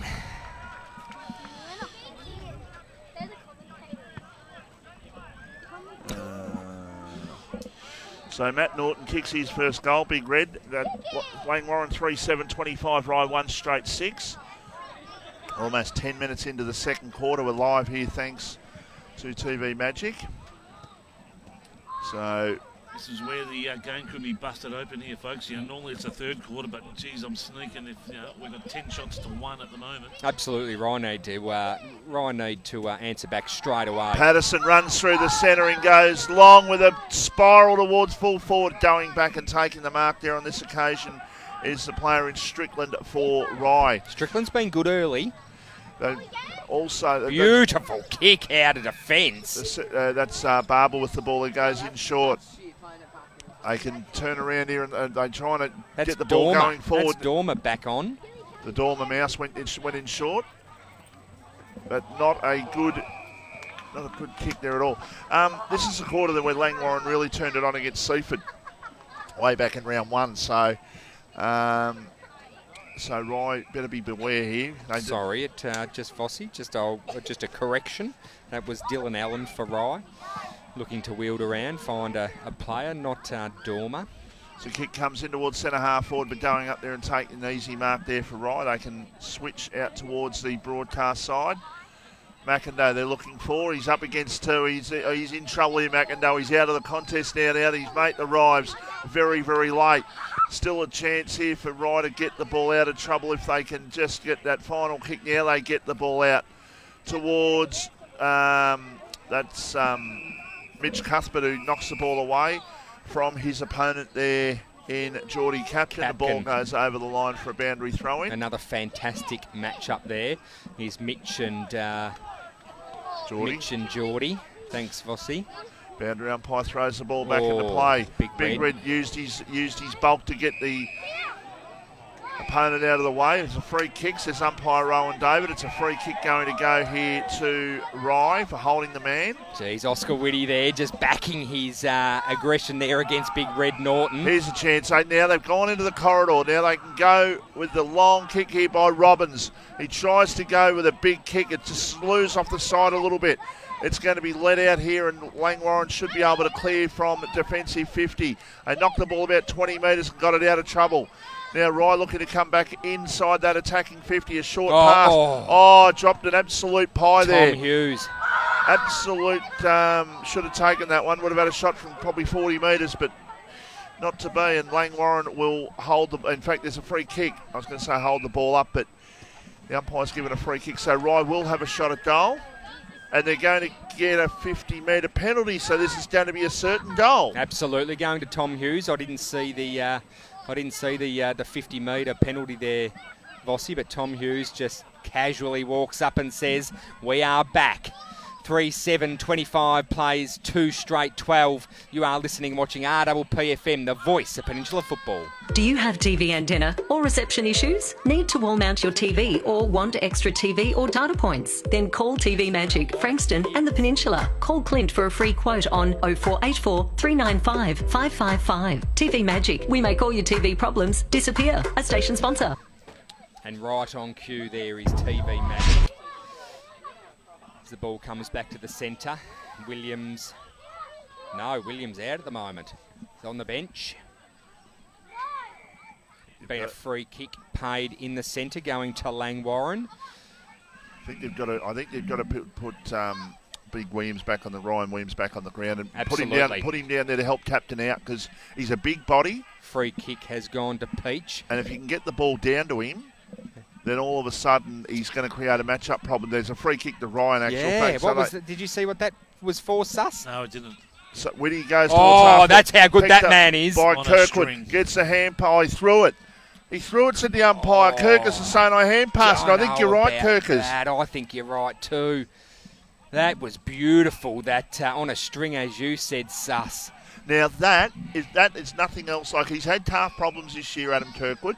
That shows you that he's confident in the body. He managed to come out. He charged out and he turned. He come out like a freight train. And he turned. And it's not easy to do when you've got a calf injury to go off the straight line. He's backing his body, and as he would, he knows when he's right to play.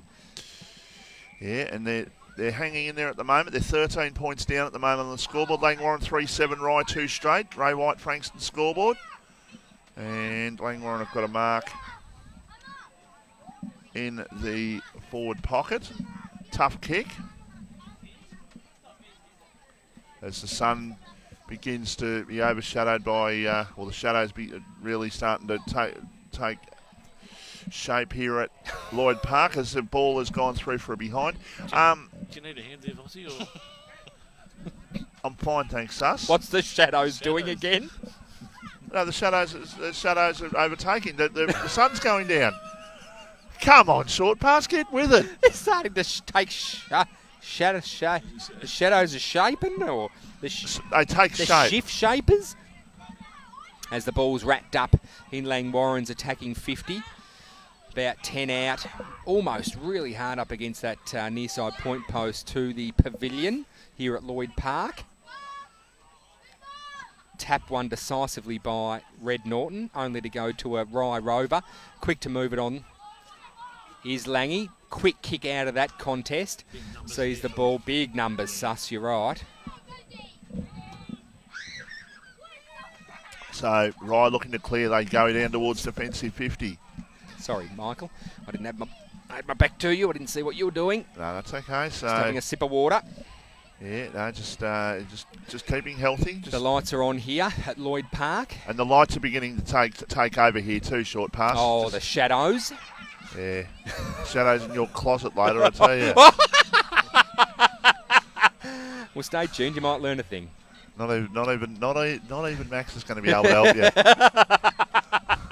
You'd take one look and run. Player down there for Rye on the half-back line. Yeah, slow to get up. Just trying to pick up who that is. 3-8, 26 to 2 straight 12. This is the last game of the round today because every other game is finished and we've got the late game. This was the 4 o'clock start. So Langwarrin celebrating their 100th year. 3-6, 26 plays Rye 2 straight 12. Long kick comes in towards centre half forward, but it's marked on this occasion there for Rye. They can clear. Ray White of Frankston scoreboard. We've nearly played 17 minutes. Yes, we have. So they'll load up again here, Langwarrin. They go back inside attacking 50. The ball comes to the back. And seeing the ball over on this occasion there for Rye was the player there in Ben Dixon. We've been going 17 minutes, folks. There hasn't been a definitive moment, has there? No, not particularly, Sus. No real team here, either Langwarrin or Rye, have taken the game on. Yes. Well picked up there, Sus. Obviously, we've still got more than a half of the game to go, boys, and I'm saying that if Rye can stay with them, sides will be looking at them to say...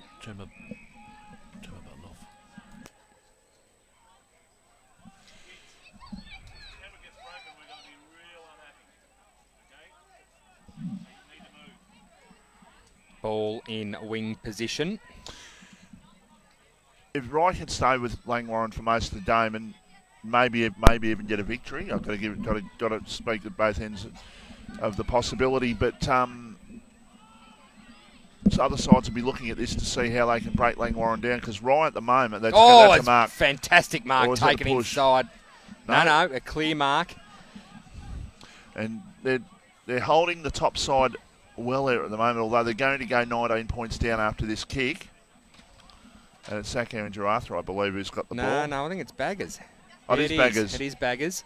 So he will kick this convincingly. Strolls in from about 5 out and goes whack! Beautiful goal there, kicked by Langwarrin. You are listening and watching the voice of Peninsula Football. Do you have TV antenna or reception issues? Need to wall mount your TV or want extra TV or data points? Then call TV Magic, Frankston and the Peninsula. Call Clint for a free quote on 0484 395 555. TV Magic, we make all your TV problems disappear. A station sponsor. So it's 4-8-32, plays 2 straight 12. It's actually 20 points the margin. I did say 19, but it's 20. Gone 20 points. So it's going to be crucial for the remainder of the quarter here if Rye can hang into this for the 20-point lead. Absolutely, totally agree. 20 points isn't that much. That's 5 minutes of football if you exactly can get right. if you can get a dominant 5 minutes of football happening. Williams back on the ground, by the way. That's good for Rye. Yeah, I sort of go on about this a little bit short pass, but I'd really like to see the resting ruckman go forward to help up there, especially considering Captain hasn't had a lot of it so far. Mitch Cuthbert's been his better at the moment. Yep, he has. Ryan Williams does like to kick a couple of snags and has done from time to time. So the umpire to throw the ball up, defensive side of centre for Rye, attacking side of centre here for the Langwarrin side, and there's going to be another ball up, basically onto the end of the cricket pitch. So the umpire to throw the ball up. That's very stopping and start. Sorry, Bossy, but it is very stopping and starting. Yeah, it is. That's some Craigo. You might be jealous, mate. Young number 25, Divine Richardson. Harry Divine Richardson has got some beautiful locks going on and almost might have just a quiet little dirty tash. I think if we can get a close-up of him a little bit later. So free kick for Rye. They can go out towards centre wing with the ball. That's a good tackle applied and just knew exactly what his opponent was going to do there and got the tackle in and got the ball decision. Long kick inside attacking 50, and that's a mark. And it's taken there, I think that's by Bagley again, who's got it out at about 40 metres out from goal. It is Bagley, Vossi. So he's been good in this second quarter. They're starting to go to him. He's the man that's going to kick your goals. And he's not spending a lot of time on the ball. This is the thing. Like a guy, he spent a lot of time before he went to Essendon, and when he went to Frankston. Before he went to Essendon and Frankston Dolphins, he spent a lot of time on having to do that. At the moment, he's a worry for oppositions how to match up on him as Bagley has the shot. He puts it through for a goal. That is a beautiful kick. That is the highlight of the game so far. That kick. That is a beautiful shot at goal. 5-8-38. Langwarrin, Rye Street, 2 straight 12. You're listening and watching RPPFM, the voice of Peninsula Football. Do you have TV antenna or reception issues? Need to wall mount your TV or want extra TV or data points? Then call TV Magic, Frankston and the Peninsula. Call Clint for a free quote on 0484 395 555. TV Magic, we make all your TV problems disappear. A station sponsor. And just as we come back, Geelong have beaten Gold Coast 14-7-91, 8-9-57, and at the moment in Adelaide, it's 1 point. It's a tie actually, both 2-1-13. Wow, Cat's up and about. As Langwarrin looking to go inside again and do so. Bulldogs Melbourne Grand Final. To be cut off by Rye. I agree. God, how good would that be? That would be a side that's won 2 premierships in a side that hasn't won for 57 years. That'd be the perfect 55 years. Don't get me going, guys. 1964. We haven't even got past Queen's Birthday snow weekend yet, and you guys are talking grand final. As a snow skier sus, Melbourne can just annihilate the competition because I'm going to have the mountain to myself. Mount Bullard ski fields are dreading because it'll be a financial disaster. Melbourne's last premiership, by the way, was 1964, which was 57 years ago. Short pass, mark taken. They can play on it. They can wheel her in and go at goal. That's a Oh, good That's kick. a beautiful looking kick. That is a magnificent goal. Oh, and the Rye crowd's up and about. Jared Richards, he just turned around. He had the open goal square and he said, well, I've got this distance covered. And it was close to the right post, but not close enough. It wasn't overly close, but he kicked it a little bit right of centre, but still got it through. And that's a goal that Rye desperately needed. Did Peter Sasovich. Back out to 20 points. They did, and they're attacking. Both teams are attacking around the wing and coming in through via the forward pocket and the hard forward flank. They've stopped going direct. Very interesting, and they're both attacking on opposite sides of the ground, as in the forward flank. So that side and that side over there. For our radio listeners, you can't see me pointing. What was the name of that? What was the name of that club that you played for the reunion last week? CBC Old Boys. What league was that in? That was in the Old amateurs. Man's League. That's for you, Lockie. That was in the amateurs, and I played B grade football. No, you didn't. And you were A grade.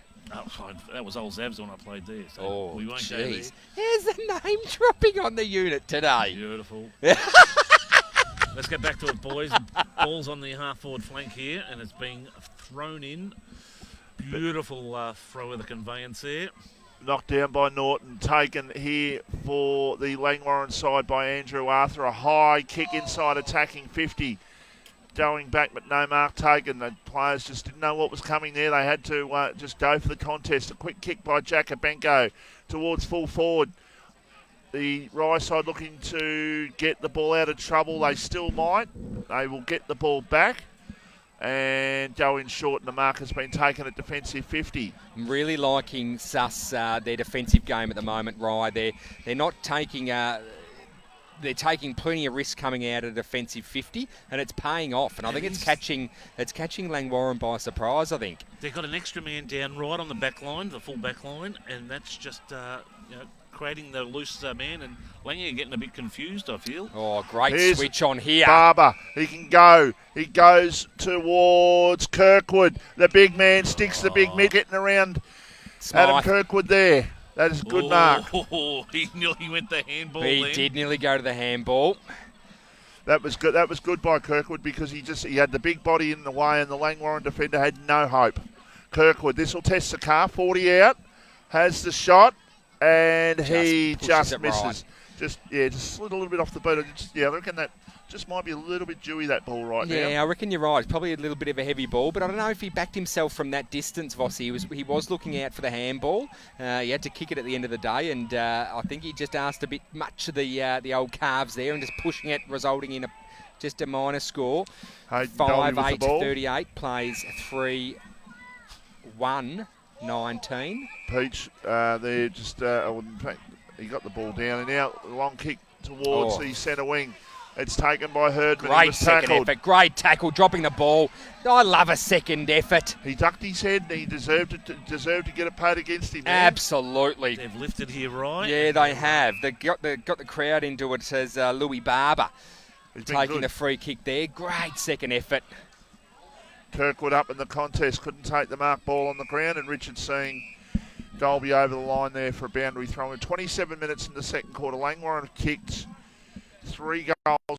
Rye have kicked 2 goals this quarter. So maybe another couple of minutes, and if Rye could sneak a goal before half-time, they'll go in pretty happy with themselves, even though they'll still be a couple down. There's a quick hand pass by Robbins, but he ran out of room. He did. Great effort there by Robbins, though. You can just see they're a bit more upbeat, right? They're bouncing on their toes a bit more. They are. I tend to agree with you, Sus. So boundary umpire throws the ball back into play. Bit of holding there. There definitely was in the ruck contest. Quick kick forward. Can they get something here? Kirkwood, he might be able to knock the ball forward, not to be. Quick kick out of defence. It's the Langwarrin side there on that occasion by Hamill. And then he got locked up and the umpire says, I'm going to ball it up. Good defensive pressure by Jared of the Richards variety. Also fantastic family of the Rye Football Club is the Richards family. His younger brother playing in the 19s team. Aussie, Oscar. Dad's a bit of a flog. The but that's okay. He produced two good boys. You obviously know him very well. I do know Jace very well. If you're listening, Jace, how are you?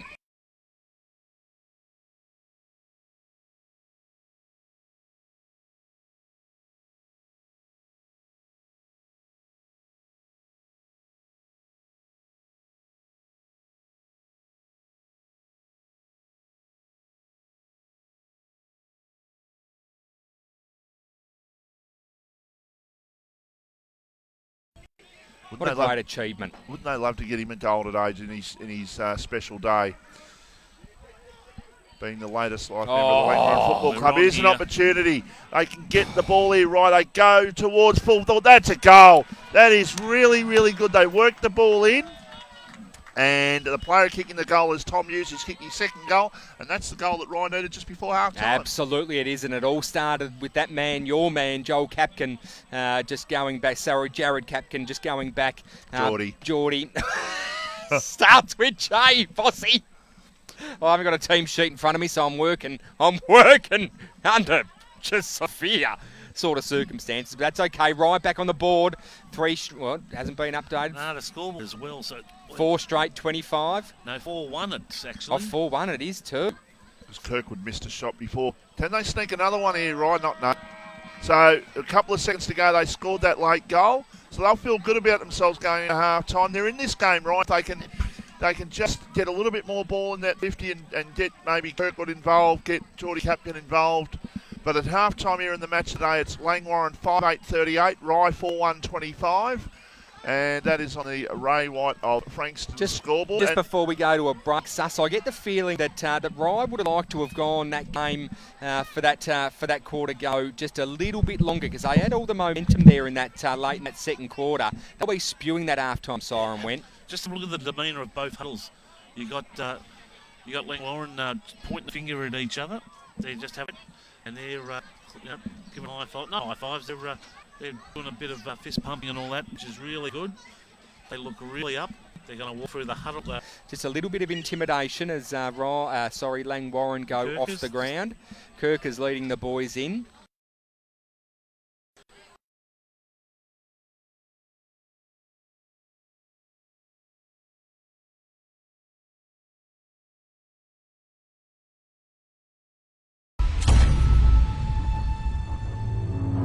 $4.73 for a mouth-watering meal fit for a king. It's all at Eliza Meats. See our sponsor Kevin at Eliza Meats, 112B Mount Eliza Way, a station sponsor.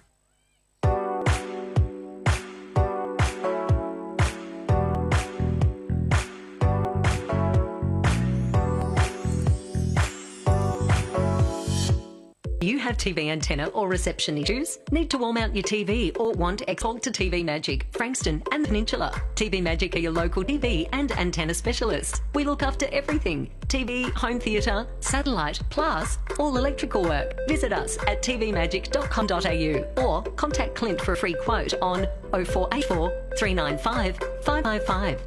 TV Magic. We make all your TV problems disappear. A station sponsor.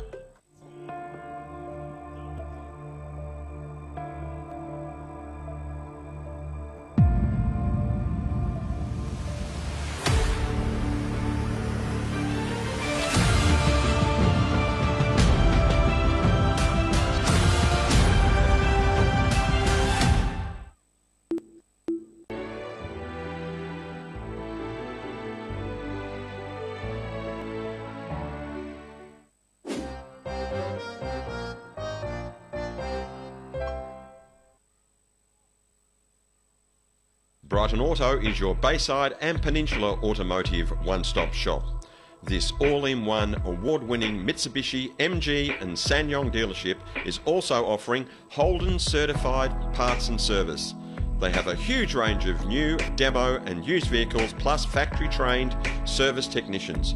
Your proud RPPFM station sponsor, Brighton Auto, will also ensure your dream car is well within reach and kept in great hands. Why not visit brightonauto.com.au or find them at 67 Nepean Highway, Elstonwick, LMCT 10680.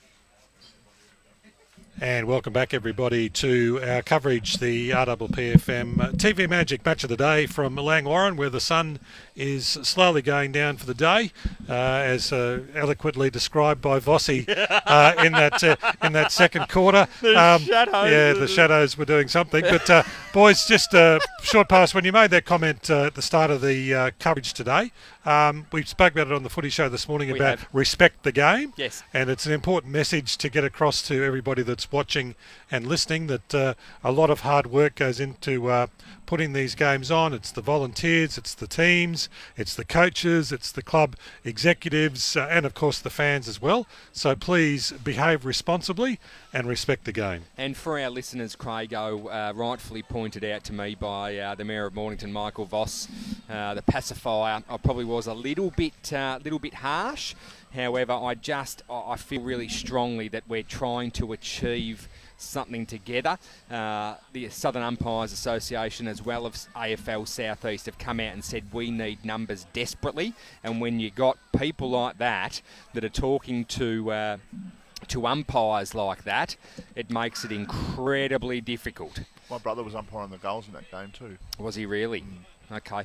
I'm surprised he didn't. And look, regardless of whether he's my son or not, I'd probably kick up the same. It's a hard gig being an umpire.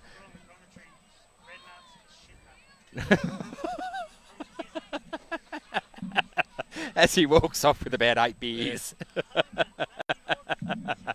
Now, I'm not going to tell Matty Norton anything. I'm just going to say, hello, sir. Apparently he's an SH1T knuckle. One of his obviously good mates from Langwarrin. But yeah, no, back to the point, Craigo.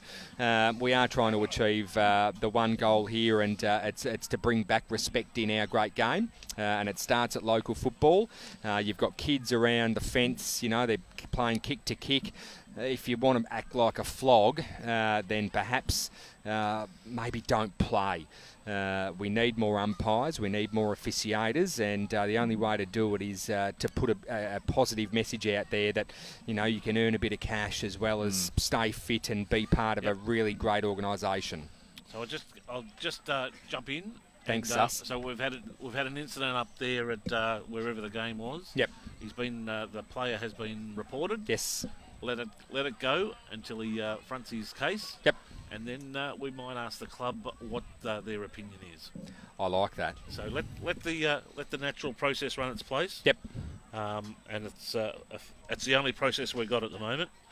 And I think it's a fair process as well. We were lucky enough to have Darren Holt, of course, the regional director of umpires for the AFL Southeast, and we've seen a few reports apparently sus of the last couple of weeks. Well, apparently they had the Mother's Day massacre. He did say off air, didn't he? That wasn't on air, but the Southern Umpires Association, Vossi, called it the Mother's Day massacre. There was, as confirmed by Jacob, there was 18 reports with 9 sticks, I believe.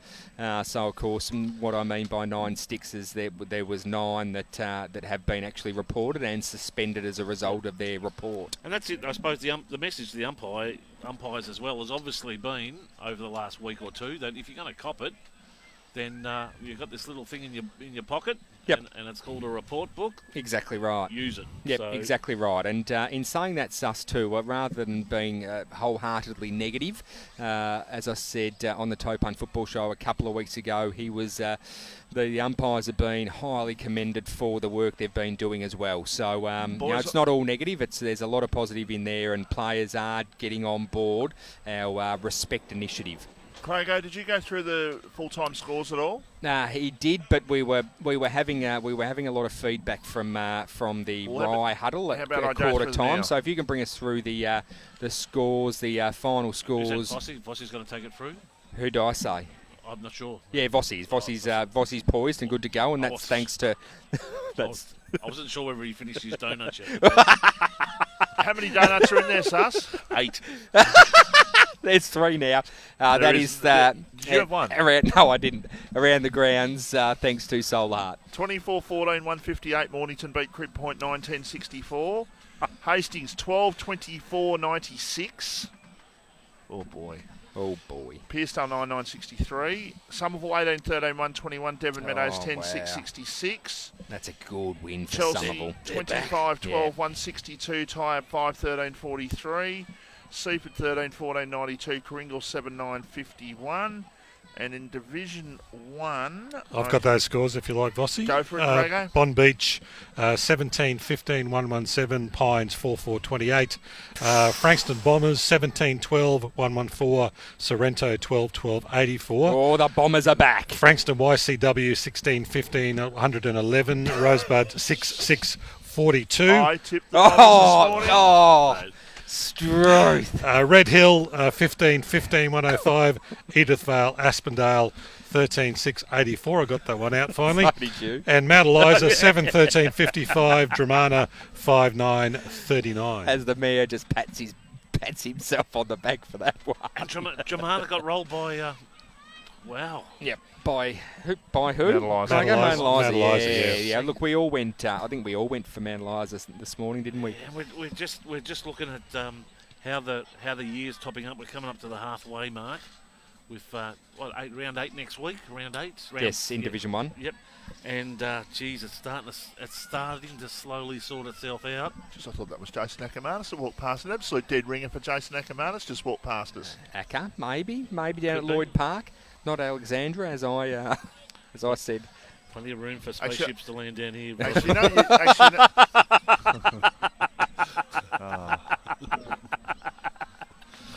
Are you suggesting that he might be from another planet? Jason Ackermanis is from another planet. He's definitely from another planet. So I saw him speak about 10 years ago at a grand final lunch. I showed him a licence and he sort of came up to me and tapped. I showed him a licence to say that he was talking about Michael Voss. So I showed him a licence, taps me on the head and says, "You're a bit greyer than I remember," and it taps me on the guts and says, "You're a bit bigger than I remember too." But he tells a story, and I'll just say it in about 10 seconds. Basically, he had an accident go-karting, and there was only about 2 people that came and saw him outside his family in hospital. Hence the reason why he went down the track to what he did. What do you do? Yeah, just basically know who your friends are, know who you can trust in the world, basically, and so. He's a straight shooter, young Jason. He's a very straight shooter. And He you was have a to very good player, though. He was a fantastic player. He was a very good player, Craig. Oh, you're right. Helped your mob across the line, Craigo, up at Brisbane, I tell you, Vegas. Yeah, look, I saw him play many a time and saw him out in Brisbane a few times as well. And before he got married, I can tell you he was best on ground as well. Wow, he would have just been cutting them from the herd. Please tell when me. you're Jason Ackermanis in the early 2000s, Struth, it would have been worse than bloody Tom Jones at a Tom Jones concert, I reckon. How many handstands do you reckon he would have done in the pubs up there? Mate, that made me sick, that stuff. I don't like individualism in a team sport. But look, he had his own brand, and it didn't really work for him at the end, did it, Sus?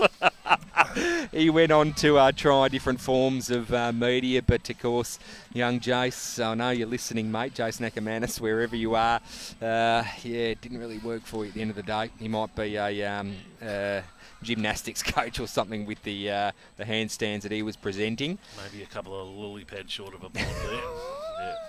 So, but guys, we're back at the footy now. We are. Umpires are back on deck. Rye are out. Look, it's either going to go one way or the other. It's going to hold fast here and be a grudge match till the end of the game, or we're going to see Langwarrin open them up. I hope it's the first one. For us, for our listeners, for our viewers, for our sponsors, and for us 7 that are here. Who's going to be the first one to ever go at the donuts? Well, he's already had a crack. Well, that was a 4-pack. What were you eating earlier? Phil from Phil Locksmith gave me around 2 packs. Yeah. I can tell you, boys. Where's the first pack? I can tell you, boys. The hamburgers here are excellent. I had a hamburger before the game. I don't know whether Vossi had time to grab something. No, he didn't. Did you? No, I did not. Phil's Lock Services at Balnarring, 0427820444. give him a buzz if you're locked out. Where are we with best food around the grounds? I mean, we've been Yeah, here, I know. we've been here I twice. I've hyped it had up. 2 sensational burgers. You rate Rosebud's bacon and egg burgers. But Rosebud's bacon and egg rolls are very, very good. And I know you had a couple of bacon and egg rolls here on Good Friday. I couldn't have anything because I don't eat meat on Good Friday. Don't look at me like that. I actually don't. And not for any other reason, just the way I've been brought up, so that's fine. Each their own on that. But yeah, I know you rate them here. Yes, I did. Yeah, very good. I think it was fakin', wasn't it? Yep. Was it fakin'? No, it was it was a falafel shawarma that I had. Yep, got it through the roof there. Boys, I think we're all looking forward to heading down to Sorrento for some oysters and cheese boards and things like that, which we might be getting if we get down there. So Stone Cats look at that. versus the Sorrows next week. Beautiful Stone Cats versus the shots Sharks. to the moon. Oh, jeez. Get him some great vision. Toe Punch Shield next week. Yeah, Toe Punch Shield. Great initiative. Unfortunately, it was a little bit too late. He wasn't able to present his first shield, losing him just before we played that game. He was, for those that don't know, the Toe Punch Shield. He was imperative.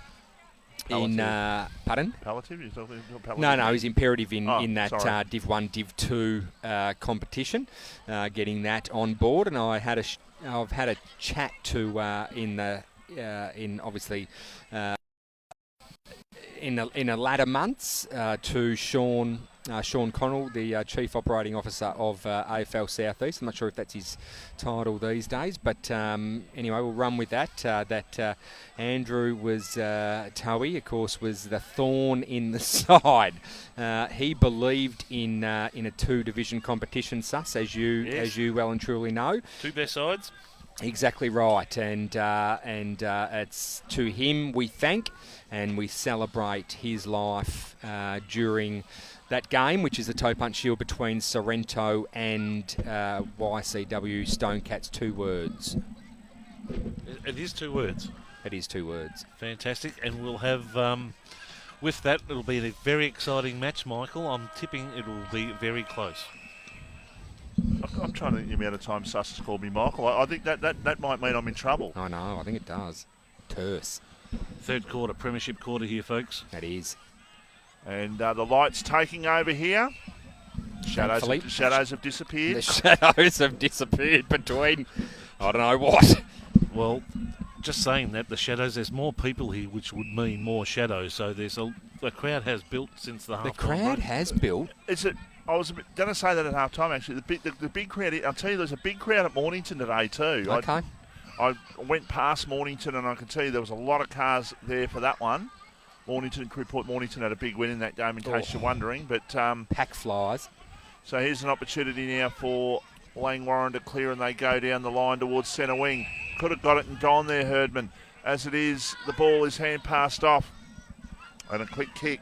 Oh, almost out of bounds in the full. By Jacobenko.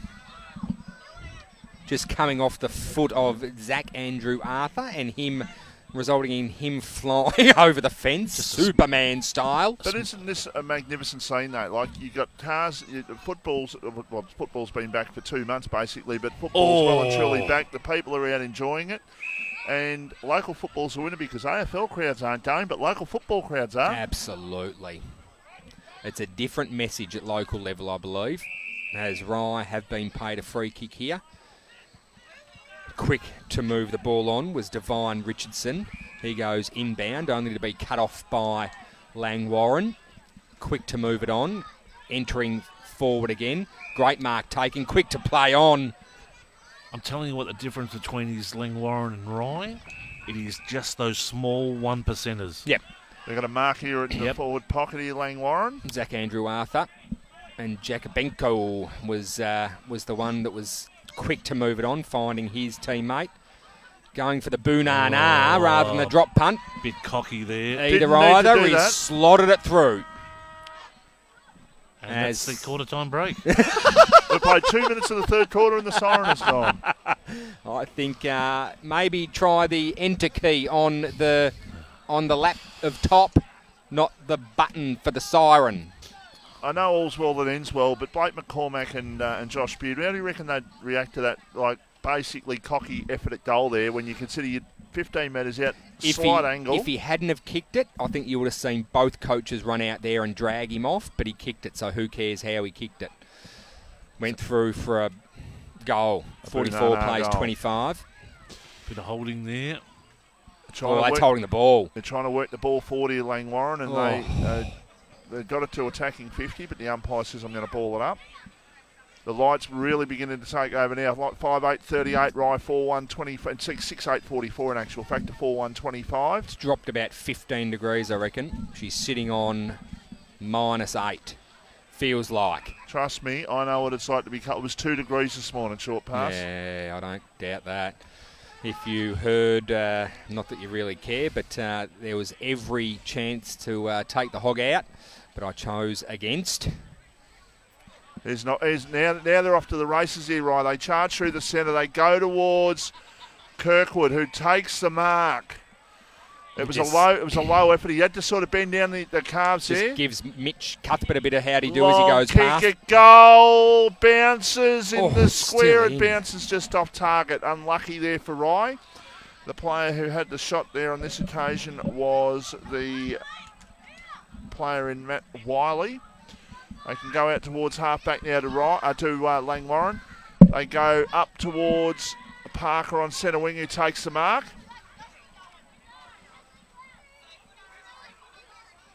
Parker looking for options. No one really presenting all that well, so he's going to go long down the line as he balks. Nearly gets tackled. Quick to play on, goes down that line like I said. Finds his teammate there. Free kick paid. And that is Murphy of the Jesse variety. Short kick in. Nothing. Out of bounds in the full. Just skew whiffs it off the foot there, Vossi. Ball coming back from that out of bounds on the full sus. Not sure about that. They switch here. Peter Hampton has it. Far side of the ground. Goes down the line. Ex-Mornington player. See there. Look at that. It's a beautiful kick. The Jacobenko's got it 60 metres out from goal. He goes towards full forward. Rye just trying to get the ball towards the line, and they do. Good defensive punch there by Clayton Barnes. We've only had 6 minutes in this second half, but already Langwarrin utilising a lot of the territory at the moment. They're getting the ball inside, and Rye hanging on here at the moment. They don't want to concede a goal here. They're 18 points down. So the ball comes back into play. Trying to charge through there. I think Parker might have been in there applying a tackle, and the umpire says, I'm going to ball it up once again, about 25 metres out from the Langwarrin goal. It's nearly a game of British Bulldogs, isn't it? It is. Jesse Murphy in there, and I couldn't quite get that other player. Excuse me. Umpire to come back in. She's a hot contested footy at the moment. Deep in Langwarrin's attacking 50. And again, we're seeing Langwarrin push up. Through for a minor, out of the pack. I think that was Baggers, wasn't it? Don't think so. No, but Jesse Murphy. Yep, but it looked a bit sloppy. Just teammates talking to him, just giving him the guidance. He got a bit of room. Of course, we'll have someone's tea here tonight with that magnificent meat tray. They won't have to cook tonight. We might do them a favour and just arc up the barbie and get it going for them, I reckon, Vossi. And 50. And 50 going to Rye. I think if you started off cooking snags right now, I reckon I'd have to just jump out of the commentary box and just nab a couple, I reckon. Well, you've already polished 6 donuts off, mate.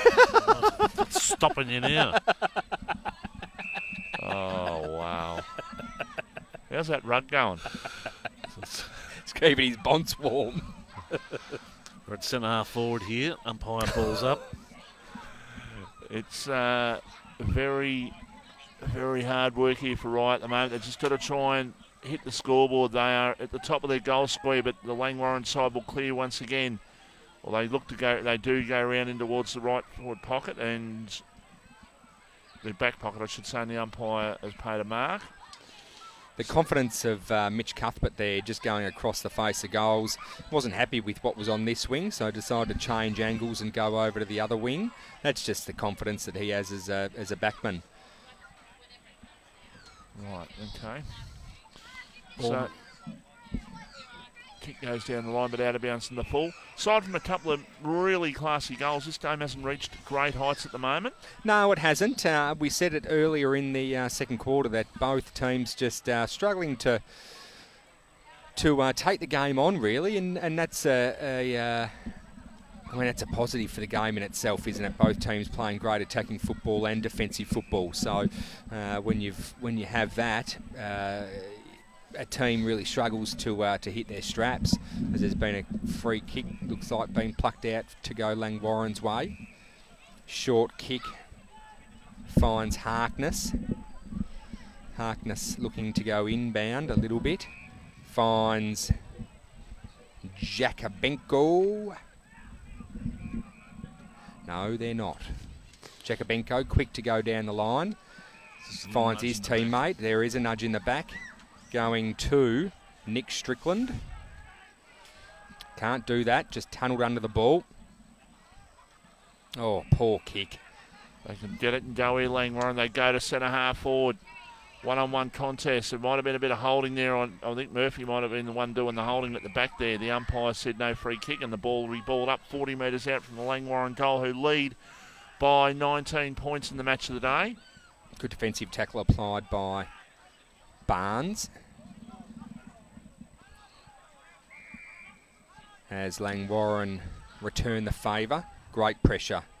It's scrappy, but yeah, great pressure and lots of endeavour for the footy. He's going to get pinged here. Has to get pinged. Oh, he brought it back in. He did bring it back in, but I think it might have been helped through Williams. There, Suss, just dragging that ball back in, looking for a free kick. But the officiators are well and truly across it. Ball dragged into Parker. Oh. I'm not sure about that. There is a free kick given tackle downfield. Oh, it's downfield. It's going to go to Baggers. This is going to put Baggers dead centre in front for downfield. Halfway to a bag. If he kicks this. It is. How many is a kick, please, Michael? 2. Oh. Could be around to his place tonight. Could be. Chops. Chops. You reckon back to back? Well, not quite back to back. 20 metres out directly in front, Mark Bagley. Waltzes in and goes whack. Umpire does not move. Straight over his head. You are listening and watching RPPM, the voice of Peninsula football. Do you have TV antenna or reception issues? Need to wall mount your TV or want extra TV or data points? Then call TV Magic, Frankston and the Peninsula. Call Clint for a free quote on 0484 395 555. TV Magic, we make all your TV problems disappear. A station sponsor. And welcome back here to Lloyd Park in Langwarrin. Langwarrin with their 7th goal, kicked by Mark Bagley. He's kicked 3 this afternoon/evening. Twilight game here at Lloyd Park, celebrating Langwarrin's 100 years as a football club as Big Norton gets the ball down. Didn't get it as hard as what he wanted to, and didn't have as much penetration on that one. Rye just got to try and hang in there at the moment. They're down by 25 points on the scoreboard, and Langwarrin, this is where they begin to crush sides, Suss, when you consider that they are on top of the ladder, and once they get on top, they're very hard to budge. I think they've just put their foot on the clutch, Vossi, and they're just about to slip it into third. And yeah, they're looking ominous here. But to Rye's credit, they're doing the hard stuff. So it's not reflecting on the scoreboard yet, but it could open up very shortly. As the kick comes inside, attacking 50, but Langwarrin defence there once again winning out. And the kick to come from centre half back by Zach Andrew Arthur, who goes backwards. Mark has been taken. They can play on here, Langwarrin. They go down the line towards half back. Rye overrun the ball now. The hand pass in front of, I think that might have been Parker out there. The umpire said, I'm going to, it's very hard to see at that other side. It's, I think it's a boundary throw-in. Yes. It is. Boundary. Yeah, Vossi, I was going back to those 1%ers again. as they're throwing the ball on the wing there, but it's just, you can see Langy has just got that advantage at the moment. Yeah, they're going along very nicely, and yeah, they just look at that. They work as a team very, very well, as do the two coaches as well, in Blake McCormack and also Josh Beard. As a kick to full forward and a mark in front. Taken. It's not by our meat tray friend, is it? Mark Bagley going for goal number 4. He probably would have only had maybe 8 or 10 touches of the ball, that. How do you like your steak done, Vossi? Medium rare. Medium rare every day of the week. Well, I think he's going to kick his 5th there. What? Fourth, sorry. Fourth. He's 4th. Close to a bag. You said, Michael, that he'd have to go close to the Eliza Meats if he kicks a bag. I tend to agree. 15 metres out, has the shot, and he misses. Oh, Struth, you'd almost not give it to him just for that. He was just thinking about that meat tray, I think, as he kicked that. Right out of his mouth. I reckon you're right. 7-10-52, plays 4-2-26. Margin is 26 points, so it's a double scoreline here for Langwarrin at the moment. Couple under 19 playing a bit of fun with the ball at the back there. In what is a very, very, very low-scoring game. But a hot game. Tell you what, it ain't that hot at the moment. Oh no, I've just gone and done a bit of a wardrobe change. I might have to do one shortly myself. So no, it's us just still sitting in the RPP polo and a pair of shorts. Does not feel the cold. I do have the RPP polo underneath, but I've also got the RPP coat in the car. There's a kick towards full forward and going back and taking the mark. Rye just can't get the ball past the centre of the ground. It's just coming back in too easily at the moment. There's a 50-metre penalty. Off the mark. So they will get the ball down outside defensive 50 here. If they move this ball really quickly, I mean, Langwarrin are getting numbers behind the ball. They've got a loose man there at half exactly forward. Exactly right, Michael. If they move the ball quickly, they can make something of this. And they do so. Switch at play, and the mark has been taken there for Rye by Strickland. He plays on, he goes towards the centre of the ground. It's a poor kick. Trying to smother the ball there. I think that was Hughes who then got tackled high, and the umpire says, I'm going to give a free kick. Was Hughes, you're right. Tom Hughes has kicked 2 goals for Rye out of their 4 so far. No, it's actually silly. It's actually Cam Robbins who had that ball, Vossi. Well, they've lost the ball. What happened, Sus? And that flips the game. We had a bit of smack talk off the ball and a bit of push and shove. The Rye players pushed the player on the mark and umpire right in front of the umpire. Undisciplined football there. We've criticised it earlier on in the year. So you remember where I talked about that Rye still had one wheel hanging on? No. I think it might have just fallen off. With stuff like that, you don't want that to happen. Nah, you don't. We have criticised. That's called a drive-by by our executive producer there. You just don't want that, guys. At this stage of the game, that is a real coach killer, that. Look at that. Oh. It's a high kick, a goal, goes towards full forward. It's going to be a free kick to Langwarrin, I think. It's going to be a free kick as a result of a bit of wrestling and holding the man decision, says the umpire. Credit to Malvogue there, just balking 1, 2, 3 players to kick a high up and under. He should be able to do this, Snap Bagley, because he's been in the AFL system long enough to when it started, so he should be able to do this comfortably even with a Dewey ball. He runs around, he has the snap, he puts it through for goal number 4.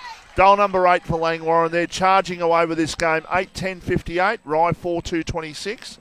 That is on the Ray White of Frankston scoreboard. Kirk is going up. Have a look here. Yeah, just having a nice little chat. Yep. Just a friendly reminder there. Who to? What's us? I'm just looking. He's coming towards us here. Just... Could be Barnesy, number 10, is it? No, number 10 is Tom, Cam Robbins, just because he was the man that gave away that free kick. He did have the free kick, and then it resulted in a turnover through slapping the jaws. So there's an opportunity for Rye to get the ball out of the centre now. They go towards half forward. Can they make something of this? Ball picked up and a quick kick towards full forward. It's going to be a contest there in the forward pocket. Quick kick There goes straight up in the air, so it's knocked down. A chance there for player in Longley to knock the ball away, and now it's been quick kick, and a mark has been taken here for the Rye side, and I think that Robbins. Is it right? It's definitely right. It It is Cam Robbins. Yep. So he's got the opportunity to go back and put his first goal on the board and to bring the margin back to 24 points, 26 points in actual fact. State the bleeding obvious, sus, but they need this. Has the shot. Pushed He has put it through, I think. He has. Looked like a point. Great goal by Cam Robbins. That looked like it was going to miss. I think it came back late a little bit there. So good goal there for Rye. You're listening and watching RPPFM, the voice of Peninsula football. More and more people with a taste for quality are shopping at Eliza Meats. Kevin and his lean team pride themselves on the finest cuts. See our sponsor Kevin at Eliza Meats, 112B Mount Eliza Way, a station sponsor. And boys, as we come back just quickly in Adelaide, it's 1 point in it. Melbourne 1 point ahead, 7-4-46. The Crows 7-3-45. Sus has just had an instant migraine. He has. Cam Robbins had to go back and slot that goal because if he had done anything else, it would have. Adam Kirkwood, I would have thought, wouldn't have been very happy with him because he was the one that turned that ball over. Just mouthing off there.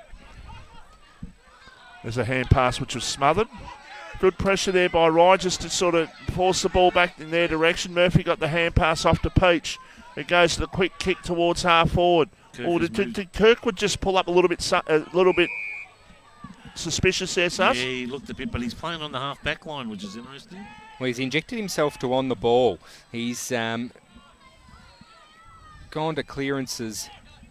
When he came through that contest, it just looked like he just might have given that calf a bit of a twinge. Nevertheless. No, he's moving okay now. So Mr. Roberts. Robbins has got it at half-back, goes with a hand pass over the top. That's not a good effort. Now it's an opportunity for Langwarrin to make them pay. Yeah, this is just easy. They'll hurt him now. The Rye players flooded forward, and all of a sudden the ball's come back, and it's come back inside the attacking 50. Well, as you would say, Vossi, they thought they were off to the races there was Rye. So rightfully so, they went to back the ball up and left a couple of floaters, especially that man there in Herdman, as he goes back and kicks this from about 30. Very nice kick. And just the ball just beautifully works from right to left, puts another major on the board for Langwarrin. You're listening and watching the voice of Peninsula football.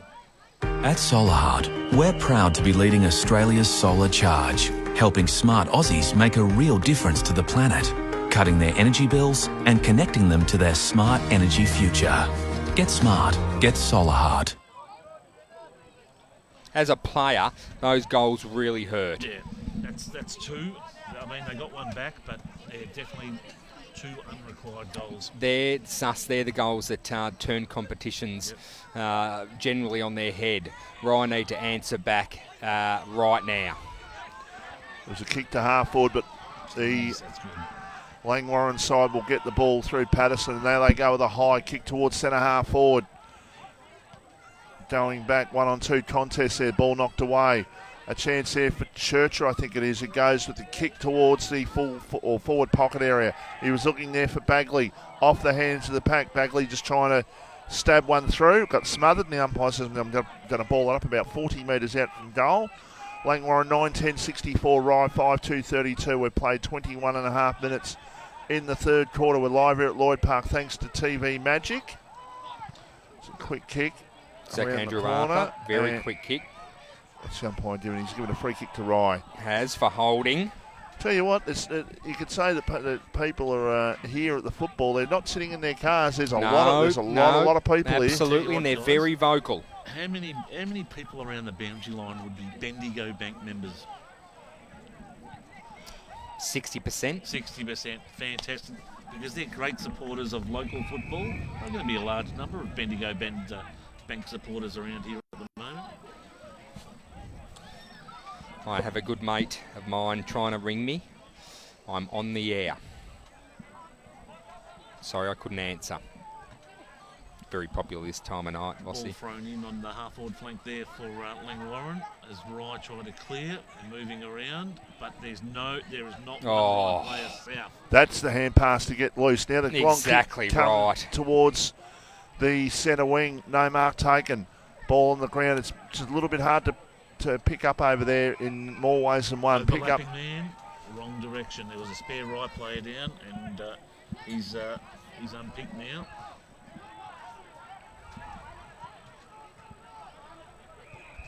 Short pass comes in now. Look, Langwarrin go into attack. They go towards Bagley, who goes up. Had to not play the role of defender. There's a free kick given, I think. Yeah, there has been. Whistle did blow, Vossi. Looks like it's going to come back, going Rye's way. Just trying to pick up the player there who has the free kick. I think there's a grazier alert on tonight for Going to Hampton of Rye.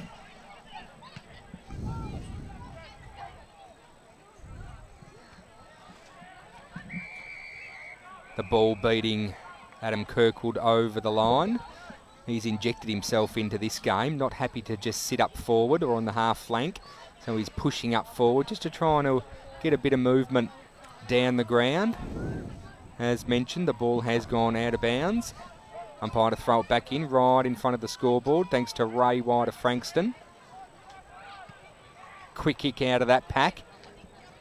Langwarrin enter inside 50 again. Murphy tried to turn around there in the tackle. Parker got the ball off. Now they're looking to find this open man. They do find the open man. And that is a goal kicked by Zach Andrew Arthur, who's kicked his second goal for the quarter. Just one out there, Vossi. Way too easy. You shouldn't be alone inside the 50-metre arc when you're Zach Andrew Arthur, just falling asleep defensively there. He's able to kick an easy goal. You're listening and watching RPPFM, the voice of Peninsula football. Do you have TV antenna or reception issues? Need to wall mount your TV or want extra TV or data points? Then call TV Magic, Frankston and the Peninsula. Call Clint for a free quote on 0484 395 555. TV Magic, we make all your TV problems disappear. A station sponsor. And welcome back to Lloyd Park. Langwarrin 64 plays Rye 32. That is on the Ray White of Frankston scoreboard. 10-10. That's not quite right, or it could be right. 10-10-70 plays 5-2-32. No, it is absolutely right, Craigo. Thank you. And Langwarrin, Zach Andrew Arthur with a ball, runs into an open goal and just pushes it right. Oh, geez, that could have almost been the nail in the coffin there, Suss. I know you're about to meet the siren. I can just looking at the draw next week, boys, in Division 2, Langwarrin play Mornington next week. Oh, that's going to be a very good game of footy. There he is. I gave you a special mention, big fella. You heard it. That's Jace Richards. Vossi, see you, buddy. Of course, the dad of Jared Richards out there. Fantastic, I love it. That's what footy's all about, Vossi. And Rye play Chelsea next week. Yeah, okay. That's going to also be a very good game of football. But I'm more interested in the Langwarrin and Mornington. Really stretch out Mornington's legs. That is. Big Red got tackled. Oh, that's dropping the ball, Big Red. Very lucky there. Off the hook was Rye. And look to go forward here again. Dolby it is. He goes in short. The mark has been taken. And it's been taken there for the Langwarrin side by Harkness. They can play on. They go with a bit of a helicopter sort of a kick inside, attacking 50. Ball on the ground. Still an opportunity for Langwarrin to get another late goal. Parker looking for his left foot. Goes for the kick backwards. Mark has been taken. A long way backwards, Vossi. That was a 40-metre kick backwards. Absolutely. Kick inside, attacking 50. Ball on the ground is an opportunity for the Langwarrin side. Parker, a hand pass. Peach, a quick kick and a goal. So Blake Peach putting through his first goal, and Langwarrin are up to 11 goals, 11-77. Rye 5-2-32, and it's fair to say this game is over. Yeah, you'd expect that. Rye did an exceptional job for 2.5 quarters to stay with Langwarrin. They took them on at their own game, but the difference here, Vossi, is that Langwarrin have the ability to put the score on the board. Rye just struggling around the goals at the moment. If they can keep the defensive pressure up, mate, the scoreboard won't get too out of hand, but there's still a fair bit of football to play with, I think, the siren not too far away. We've played 27.5 minutes in this quarter, 11-11, 77, as Vossi said, to 5-2-32. That's on the Ray White of Frankston scoreboard. Langwarrin to go inside again, looking for Murphy. Murphy quick off the ground, quick snap at goal. Finds the point area. Going through for a minor, Vossi. Just look at that screen. It's coming up magnificent on the screen, isn't it? It is really beautiful. Short pass out of the fence. Fortunate. And that is three-quarter time. So at three-quarter time in the match of the day, the final game of the weekend's football, Langwarrin 11-12-78, Rye 5-2-32. We'll take a break and come back and tell you more about it here on RPPFM. You're listening and watching RPPFM, the voice of Peninsula football.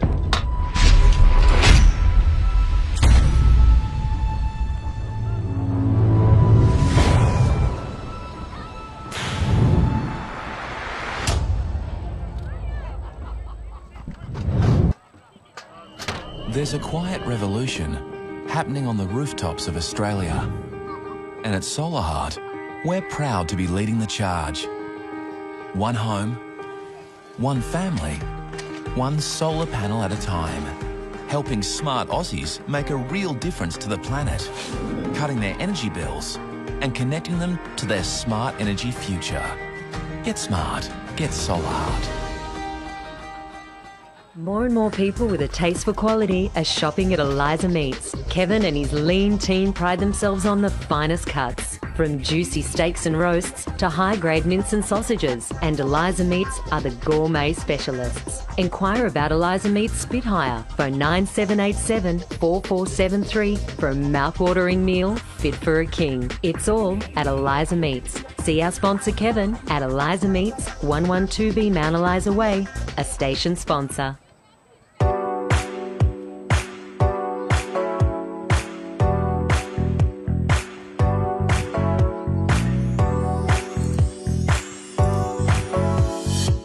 Do you have TV antenna or reception issues? Need to wall mount your TV or want extra TV or data points? Then talk to TV Magic, Frankston and the Peninsula. TV Magic are your local TV and antenna specialists. We look after everything: TV, home theatre, satellite, plus all electrical work. Visit us at tvmagic.com.au or contact Clint for a free quote on 0484 395 555. TV Magic. We make all your TV problems disappear. A station sponsor.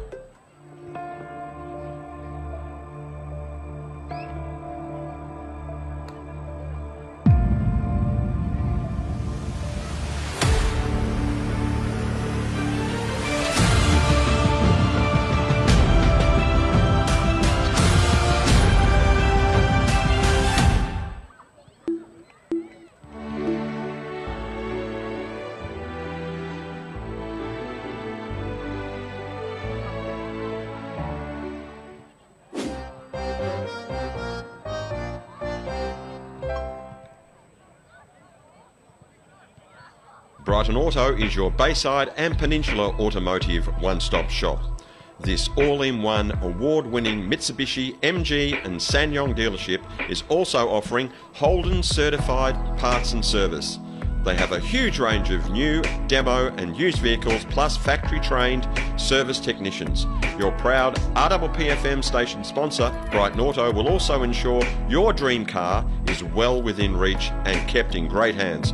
Why not visit brightonauto.com.au or find them at 67 Nepean Highway, Elstonwick, LMCT 10680.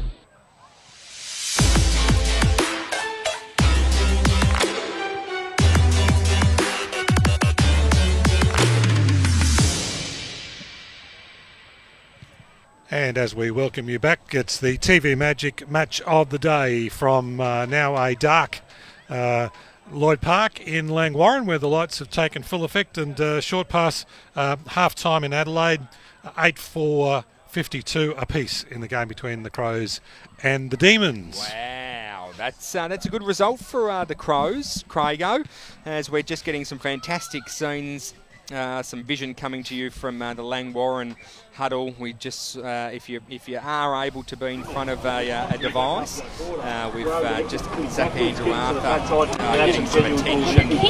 Rather than just pumping into their numbers and letting them load up minutes and Josh Beard, started going with a bit of purpose. And there's a massive difference, mate. From the after start, Jacko came out.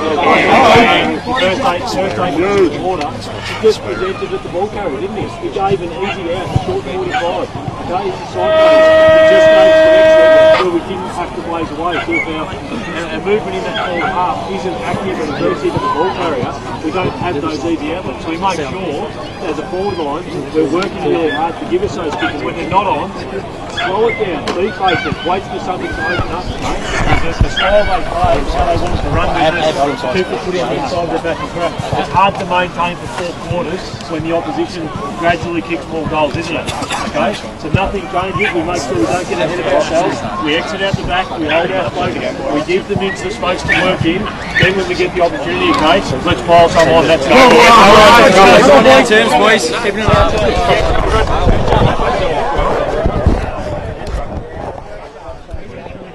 Fantastic scenes coming from that Langwarrin huddle, and that was the voice of co-coach Josh Beard, just explaining to his players. Josh, you're talking about the last quarter there. What are your thoughts?